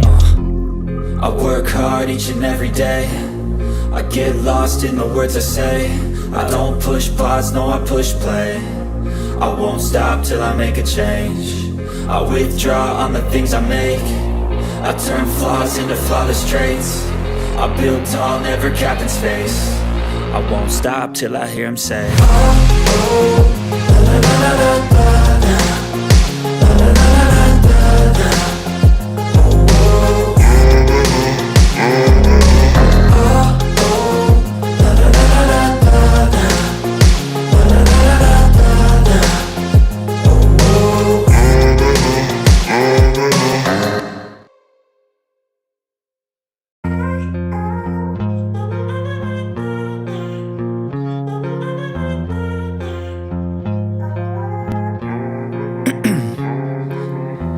in my veins, I've been driving this train.